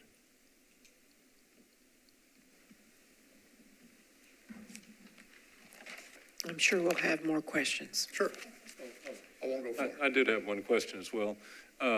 There's shown coming off Greenfield a 10-foot private water line easement. Can you explain that?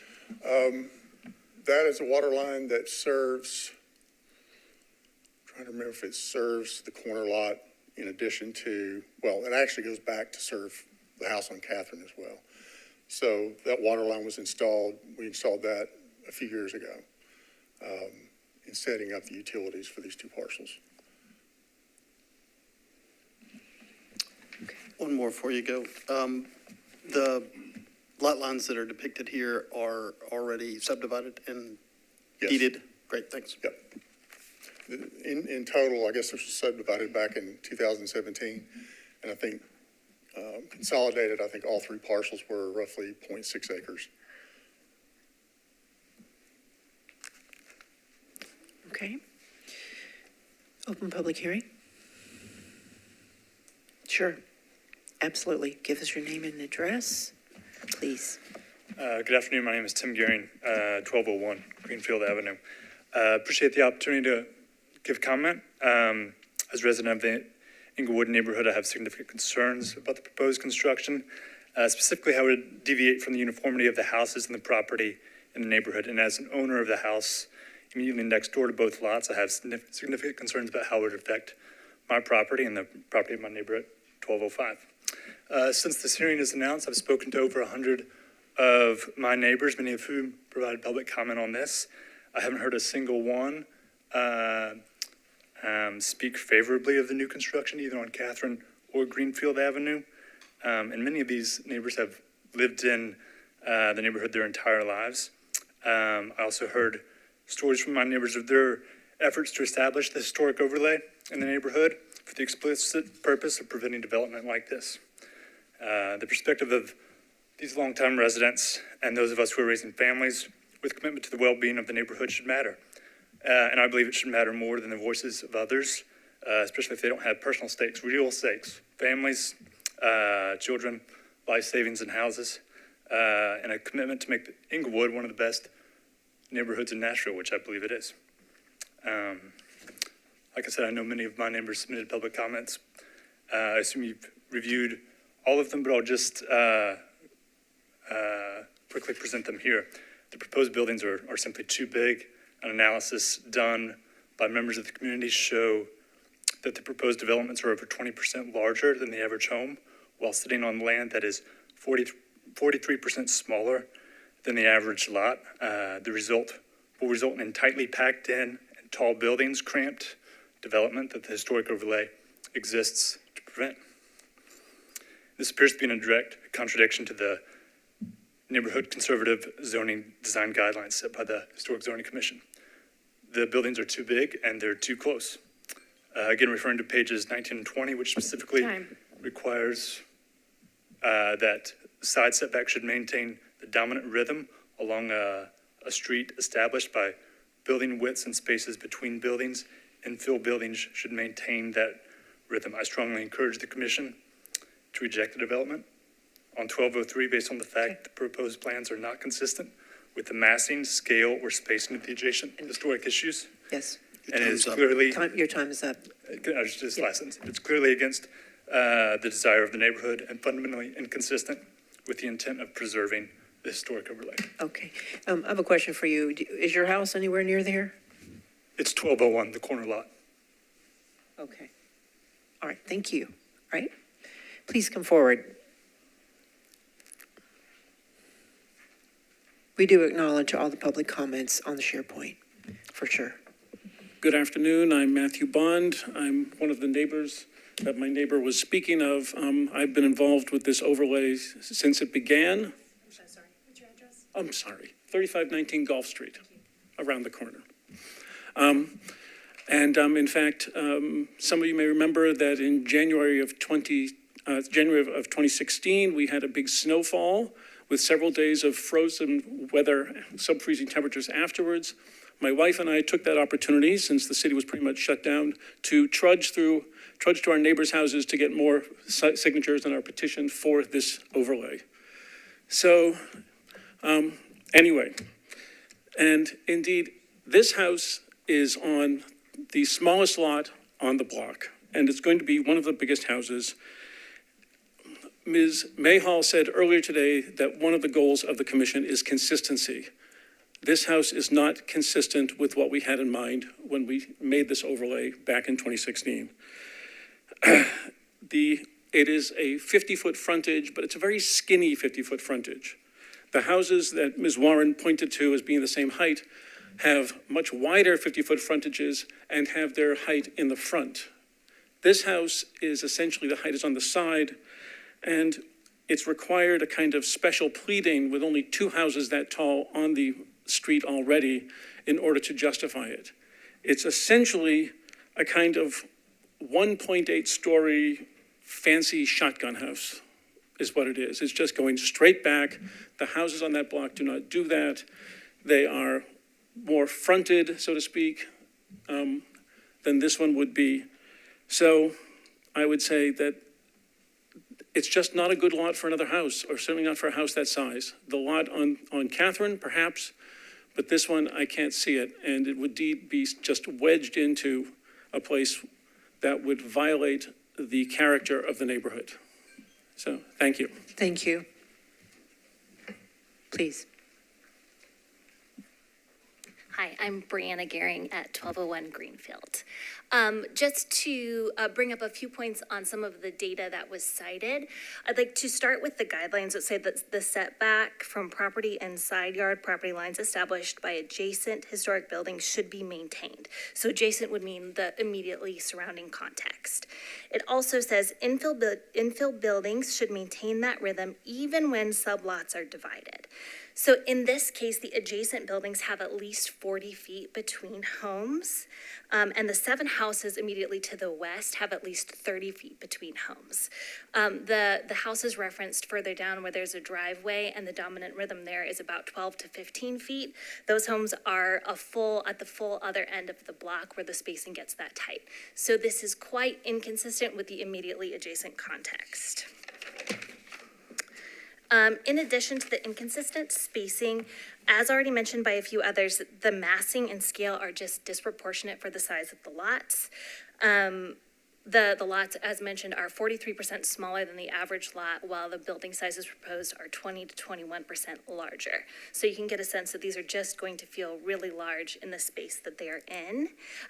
Doing a calculation of building to land ratio, this means that these houses will be 79 and 81% more building to land than the average on the block. It's just going to feel really big and really inconsistent.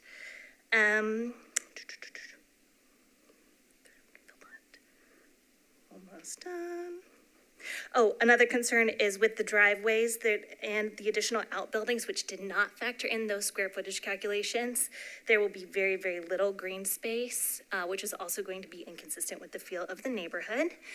On the gables that are used as the 26-foot references, I did actually go back, and I actually encourage all of the council members to go walk that block to see what it feels like and what these homes will feel like in context. But those 2 houses referenced have actually quite small second stories, and they're true 1.5-story buildings. So those ones have 450 feet second stories. The smaller of the proposed houses here has over 1,100 square feet.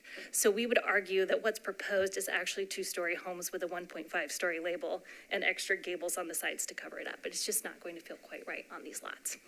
I know that we have also input concerns about flooding or stormwater runoff. And that's not our purview.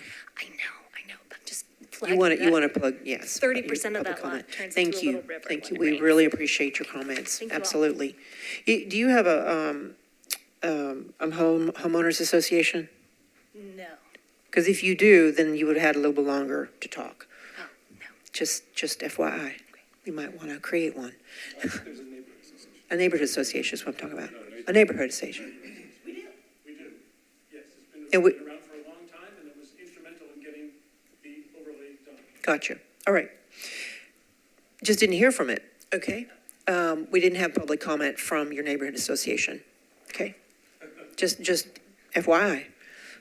Hi, I'm Kim Gerlach, and I live at 1205 Greenfield, just next to the property, and I appreciate the opportunity.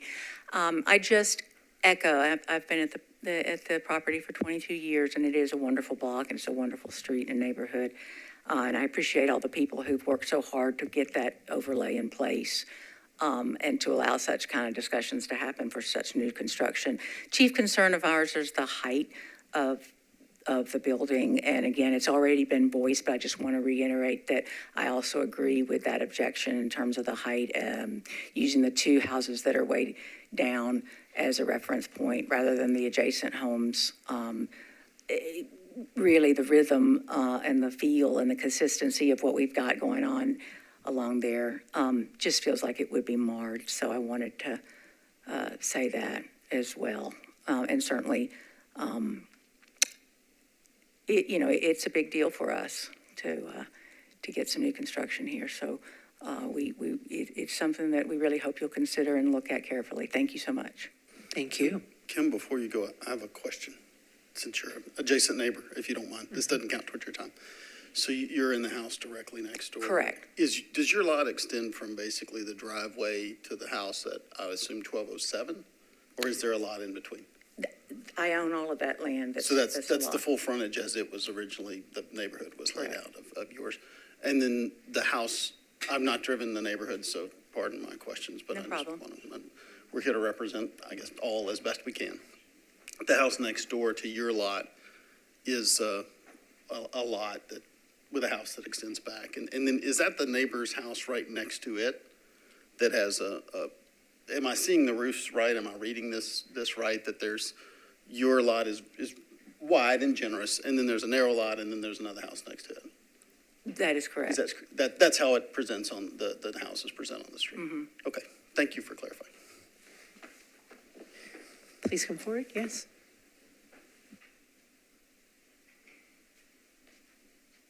My name is Andrew Vickers, and I'm at 1120 Howard Avenue. I also will apologize in advance. I've learned that the remarks I prepared are wildly non-technical today. So, my wife and I moved to Inglewood Place just a few years ago and specifically sought this neighborhood, due to its historical charm and the codified preservation of that historical charm. We left our up-and-coming neighborhood in West Nashville in part due to what felt like a lack of respect for the history of the area and what was, more objectively, a complete disregard for the space on which new, tall, and skinny homes were sprouting up. Over the past few years in Inglewood, our block of Howard, which runs straight into Catherine and parallel to Greenfield, has seen no fewer than 6 houses completely gutted, renovated, and often flipped. There are several cases further down the street and all around, as you probably all well know. Every time this happens, my wife and I watch closely with a bit of anxiety in hopes that the developer and new owner will show care and respect for the historic zoning overlay and not seek to push the boundaries of its intent. While we've been fortunate to see the character of the neighborhood preserved in these recent projects, I'm here today because these proposed homes at 1203 Greenfield, as well as on Catherine, are the realization of that concern. I believe that the report that was submitted omits certain context that we as residents and neighbors who travel these streets daily are only able to provide. For example, the height of the proposed structure on Greenfield would stand out not just due to size relative to neighboring properties, but more so the oversized nature that the roof lines and overall depth seem to create. While it may be true that a house or two, 8 or 9 houses down the road reach similar heights, it is also true that these structures have a smaller overall footprint with drives that create a much more open feel. Recognizing that there are already conditions with the proposed design of the Greenfield property to bring it into compliance with the zoning overlay restrictions, I ask that each of you look beyond a collection of singular requirements and specifications and consider the totality of the proposed project and the implications it would have on our neighborhood. We feel as if it's a dangerous precedent to set that would be followed by many to come, and we ask that you consider that when considering the project today. Thank you. Thank you. Anyone else? Actually, you may have some time on the next one as well. Just getting a little nudge. Anyone else? Okay. Did the applicant have time for rebuttal? Okay, applicant, you have time. Sure. So, and I appreciate everybody's comments and your concerns. I mean, this is your neighborhood, and I get that. And that's the reason that we purchase a lot. We like the neighborhood too. In fact, our office is in Inglewood. So have been a part of the community forever here. I do have a question, applicant. Did you end up having some conversations with the neighbors? We have not. We just work directly with staff on what the requirements would be. Okay. But as Jenny pointed out earlier in her presentation, as far as massing, building height, size, all of those other things that we meet the criteria that's established in the Inglewood zoning requirements. With regard to there being too much building or house on these lots, I mean, first of all, the Greenfield lot, as they mentioned, it's 50 feet wide. It's very narrow. But after these 3 lots were subdivided into the parcels that they are, that's the end result of that. So that's what we have to work with. But what we're actually allowed to have and what we have on these lots is considerably less than what Metro would allow us to have. We can actually have up to 45% of the lot areas on each lot to have house on it or structure, 45%. And on Greenfield in particular, we are at 30%. They talked about green space. We actually have almost 45% green space on that lot. So again, I appreciate the concerns. As far as separation between the actual structures, again, this is a narrow lot, and we have 5-foot established side yard setbacks, which means that you can build up to those setbacks if you choose to, and we aren't doing that for a number of reasons. But I mean, my point is that this could be bigger than it is, but we have no desire to do that. Our intent is to fit in with the neighborhood. The point also is that most of the houses out here, what are they, 60, 80 years older or older?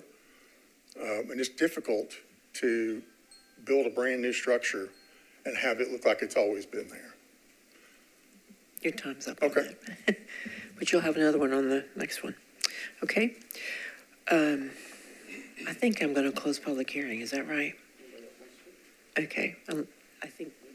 I think somebody said no, and they have a chance to do the next one. Right, Commissioner? Okay. I will close the public hearing on 1203 Greenfield. Okay. Commissioners. I have one thing just to say to one of the comments. This is reaffirmed that stormwater is not our purview, but there is a stormwater commission. And Metro is a really kind of wonderful machine sometimes. So if you're concerned about that, check out the Stormwater Commission.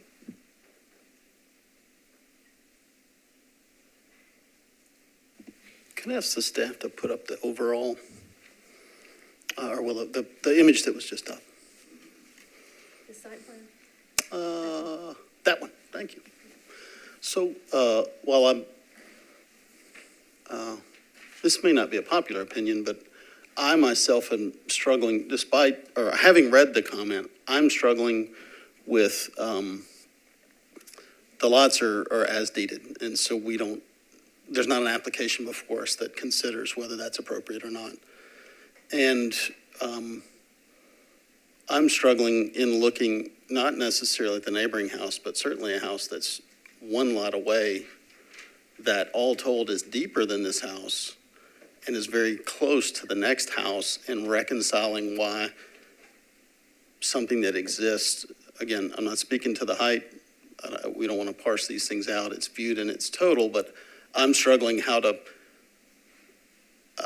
regulate this in a different way than what I'm seeing with my eyes on this. I'm not a resident of the neighborhood, but what I'm seeing with my eyes, I'm struggling how to give credence to something that has happened and seems to fit within the neighborhood, and then somehow this one doesn't. That's just, I'd love to hear from the other commissioners, their thoughts on that. I think the reason you're struggling is because it's a struggle to understand the reasoning that's been presented to us. I know I read all the public comment. I appreciate everybody being here. And I think it can be unsettling to see residential lots that have never been built on, that you live next to, all of a sudden are going to be built on. What's come before us are two subdivided lots, or this is one subdivided lot that the applicant can by right build on. And I think as Jenny's report more than sufficiently made the case that this infill construction meets all of the base zoning setbacks, massing. Also, we approve a lot of infill, like the previous two cases that were very similar to this, had to meet the same exact guidelines and requirements. And in my view, this one does too. And when you look at this view, you can see that, and from our experience doing this on a monthly basis, that this is fairly standard infill that I'm inclined to support. You know, I tend to agree with that. You know, some of the things, you know, it's been referred to in a lot of the correspondence as tall, skinny. It's by every definition, architecturally, zoning guidelines, a true 1.5-story structure. Even though the upper structure is large, it falls into that compliance with that. And it's not as massive as a lot of the things that we see here that we are uncomfortable with. This is more appropriate. To me, our real calling is not to do what the neighbors want today, but what the guidelines, what the neighbors adopted and discussed and developed in the guidelines, and that the owner of these properties, the developer, the designer, has designed to those guidelines. And to me, that's our charge, is to see if it falls within those guidelines. With respect to this, what I come up with is that, and I've been spending some time looking at Google Maps, and there's a lot of variety on this street, but the corner house and the next one to it are the anomaly with the spacing on the street. And just as staff pointed out, with the distance between the houses, there's a whole, majority of this block with very close houses, very close together. To me, the two questions that we have to deliberate on this that fall within our purview are the 20-foot distance between the house and the garage, and the outbuilding, and then the rear setback. So to me, those are the two things that are really up for discussion for this project.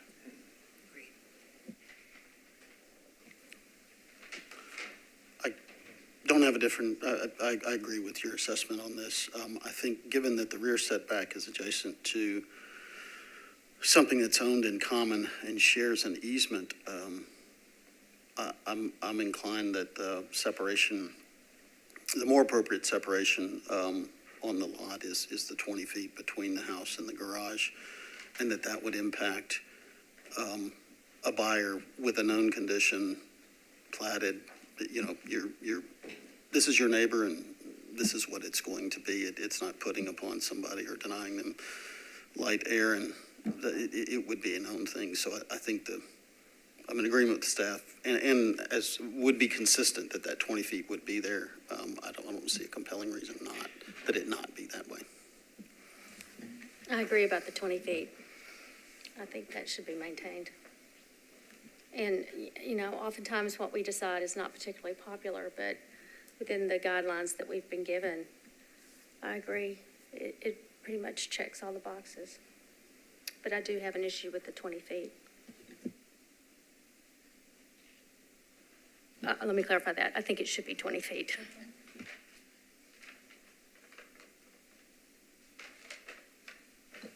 If there are no other comments, I'll make a move to approve 1203 Greenfield with staff recommendation and conditions. There's a motion. Second. Second by Commissioner Mosley. All in favor? Any opposed? Seeing none, that motion passes.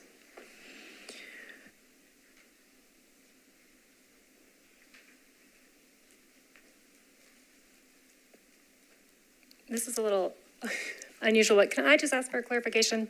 So you want the 20 feet, even if that means less rear setback for the outbuilding, correct?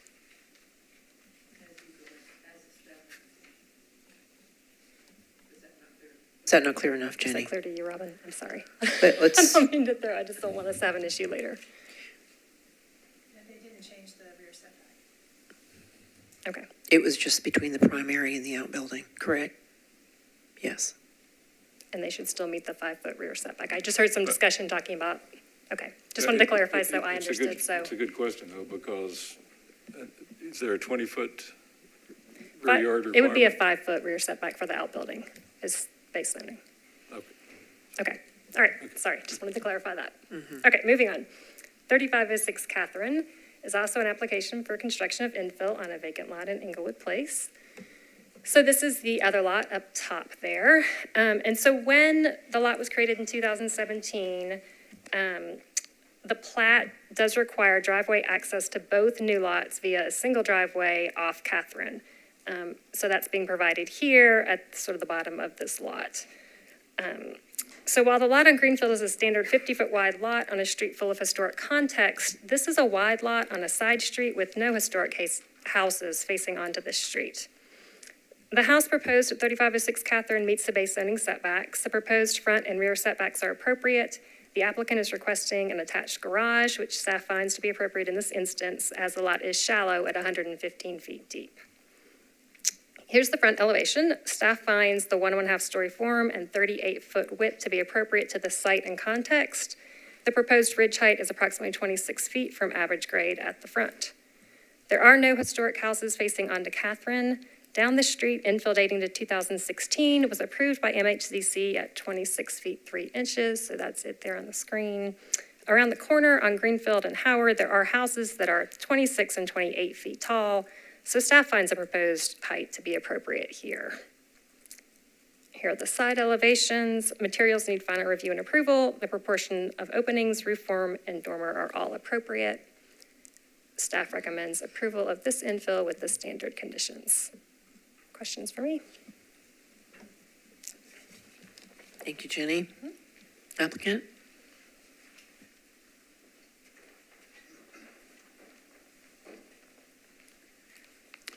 This one's pretty easy. So I'm just going to open it up to questions. If you have any for me, I'm happy to answer those.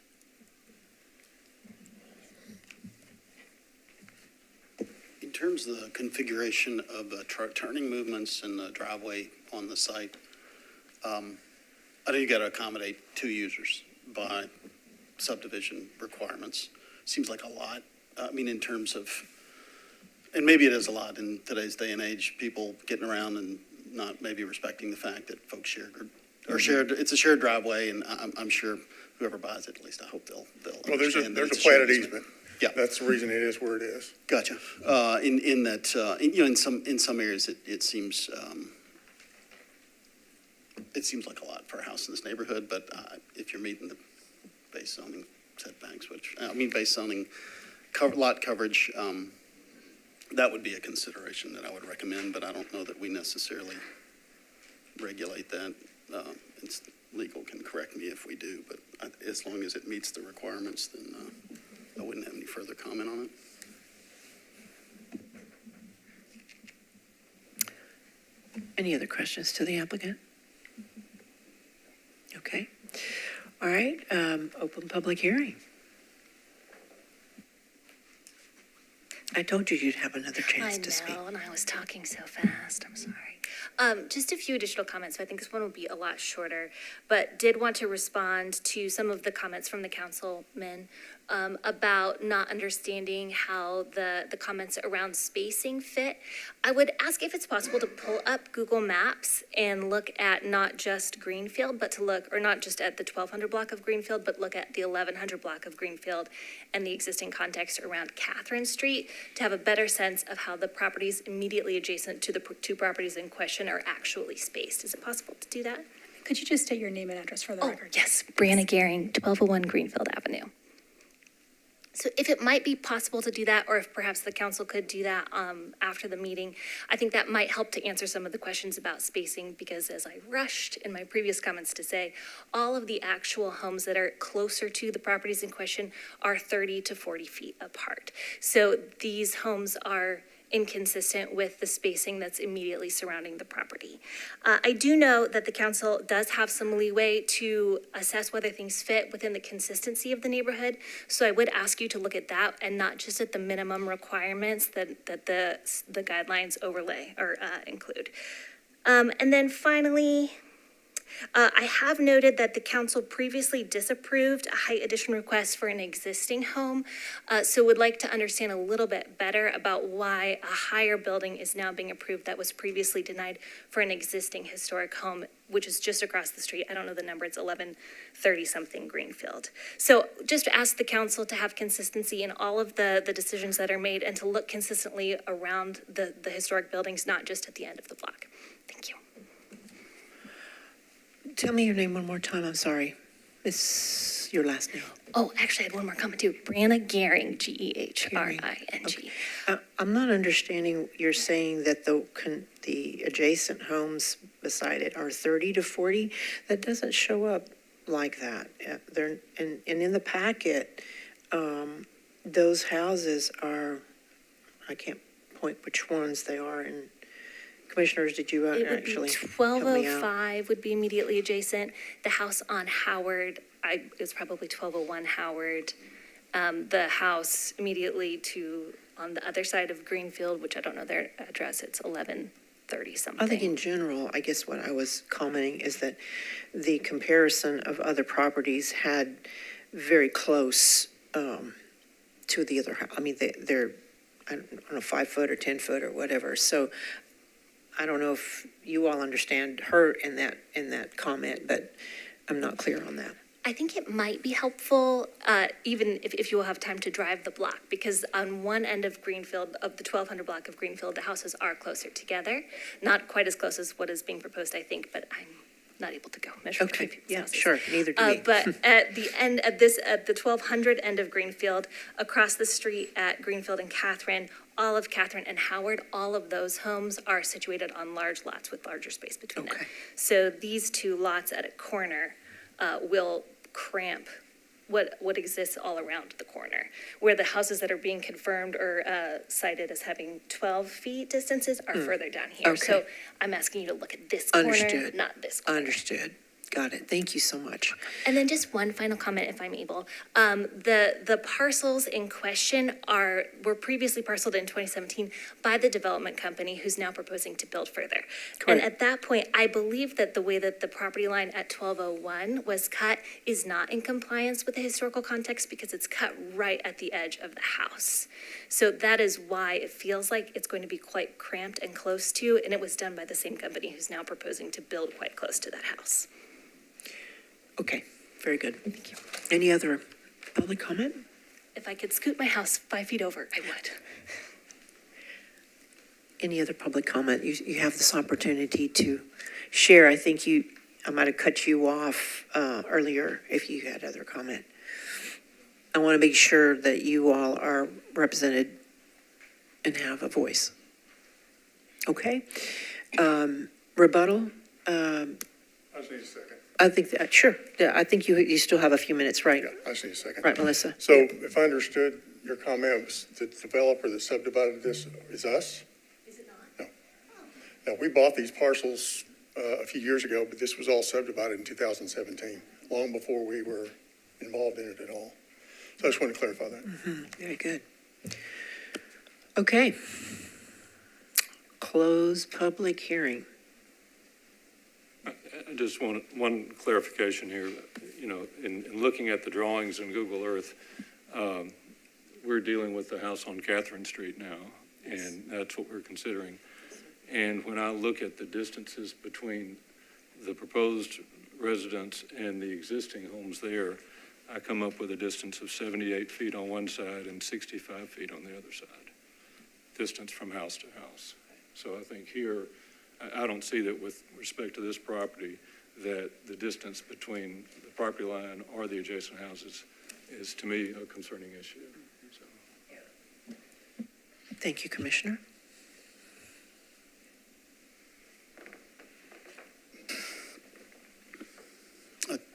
Indeed, this is, our house is facing Catherine appear to be an anomaly in the neighborhood. Most of them face it's a perpendicular, they're oriented in a perpendicular fashion. There is one in the next block, so it's not completely unheard of, but I think it's I should remember names better, but the neighbor who's cornered by these two proposals pointed out that maybe those occurred at the same time. Somebody saw an opportunity and they took it. But I think this is a reasonably scaled, fits within the guidelines. It hasn't pressed the envelope, which is really neither here nor there. It by the eye test, it is in compliance with things we approve, and I don't need to, give any further comment in that regard. I will say, as a commissioner, I really do appreciate the neighborhood involvement in this. I appreciate the work that you did to install the conservation overlay during the midst of the storm, and I know how much work goes into doing that, and we appreciate that. We do try to do our best to interpret and rule fairly on the yardstick that the guidelines present to us. So that's what we're doing today. But we appreciate your involvement and interest in all this. One other general comment. I know Commissioner Price said this is the property is by right. So, if you had your own property as well and it would come before us, then that would be also viewed in that same way. So, when we look at this and what the recommendation from the staff is that they were right on with the way they compared it with Secretary of Interior's and how the design guidelines was formed back in 2016. So, we're following what is our purview. So just want you to know, you probably don't like what we're going to be saying, but it's straightforward in how the recommendation has been presented to us by the staff. And that does influence us, but we also this is a very qualified board. And, we have several people that are in preservation and also architects and neighborhood that has had preservation overlays before. So just want to give that to you because you've had quite a few neighborhood comments and they've all been in opposition. We have not had one that was for it. And so we just want you to know how clearly and how diligently we look at these projects. So thank you again, as the Vice Chair has said. Okay. Vice Chair? Given all that, with respect to 3506 Catherine Street, I move for approval with staff conditions. There's a motion. Second by Commissioner Price. All in favor? Any opposed? Hearing and seeing none, that motion passes. Again, thank you very much for all the feedback and public comment.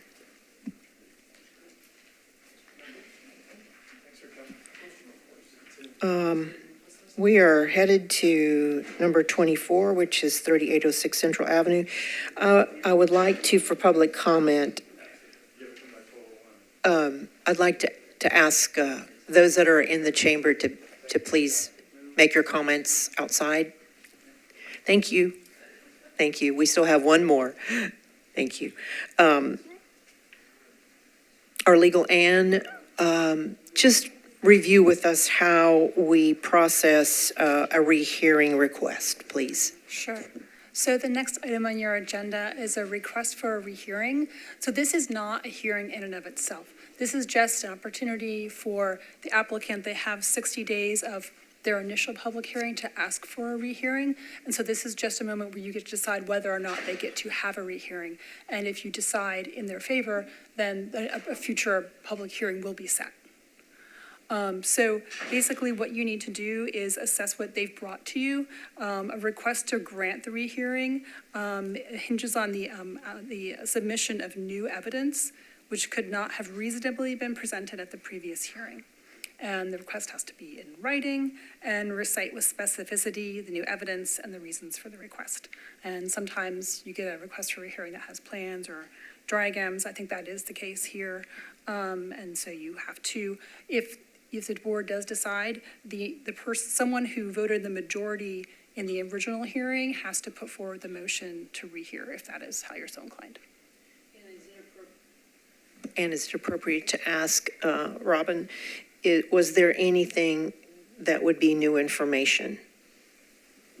Yes, what they presented to you is a compromise or a new proposal based on your last decision. So it couldn't have possibly have been available before then because they didn't know your decision. Okay, be clear, we do have new information.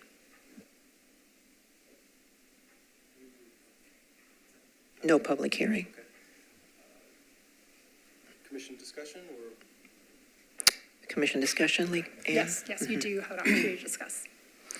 I was not at I believe it was the October meeting that this was decided, so I can't make the motion, but I do support rehearing given the new information and compromise plans that we have. And we may not be able to discuss the details, and I'm not here to do that, but just to recollect, because I'm losing it. I don't remember exactly this case. We see a lot of them. Was this a violation case, or I believe it was? I think I'm thinking of the wrong one. Thinking of the right one. The last public hearing was a violation. Okay. And could you list those commissioners who would be eligible to make the motion? That would be Vice Chair Stewart, Commissioners Mayhall, and Mosley. Oh, today. The other two are not here. Okay. And so then for clarity, I don't want to be, actually I do want to be overly officious with this because we don't hear these very often and we don't want to willy-nilly do it, but it seems in the staff's view, certainly, just for the record, this new information couldn't have been proposed or known because how we were going to rule was not known at the time. So again, to restate what's already been stated for the record. In reviewing that and reviewing the information, I would move for approval for a rehearing for this applicant. And can the chair also have a comment? Or not? I'm not voting. You're not voting, but you can Comment. I mean, going through some of that I am compelled to also, I'm sorry, Ann, I overtalked you? Oh. We need a second before. Robin is correct, yes. Did you already make the motion? Oh, okay. Okay, and second by Commissioner Mayhall. I don't think I need to make that now. It's already been voted to rehear it, so. It's just been motioned. Oh, it's been motioned. So And, okay, motion, all right, not vote. There can be time for discussion now if Okay. you'd like.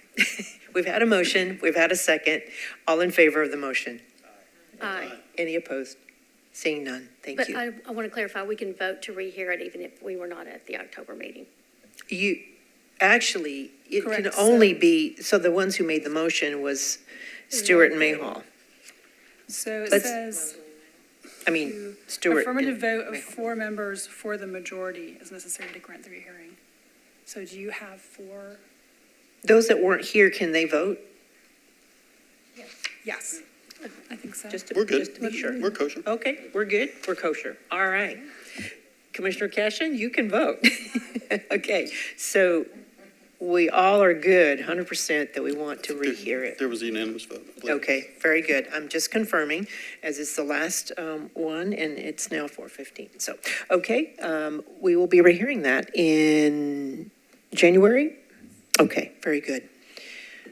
Anything else that we would like to, Robin? Since it's our last one for 2023, I just wanted to bring up some things to keep in mind for 2024. And one is that you'll be voting on officers. You do that every other year, so 2024 will be your year to vote on a chair and a vice chair. You will have the Neighborhood Leadership Award again to determine in April. So if you have any thoughts, feel free to email me. And then that'll be awarded in May as part of Preservation Month. And there are fortunately no commissioners whose terms are coming up in 2024, so that's good. Commissioner Mosley's will be the next one in 2025.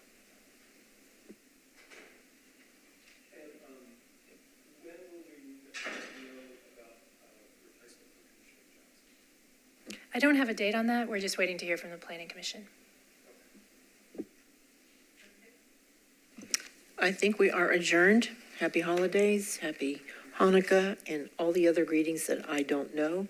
And Merry Christmas as well, standard. Yes, yes, absolutely. Merry Christmas and Happy New Year.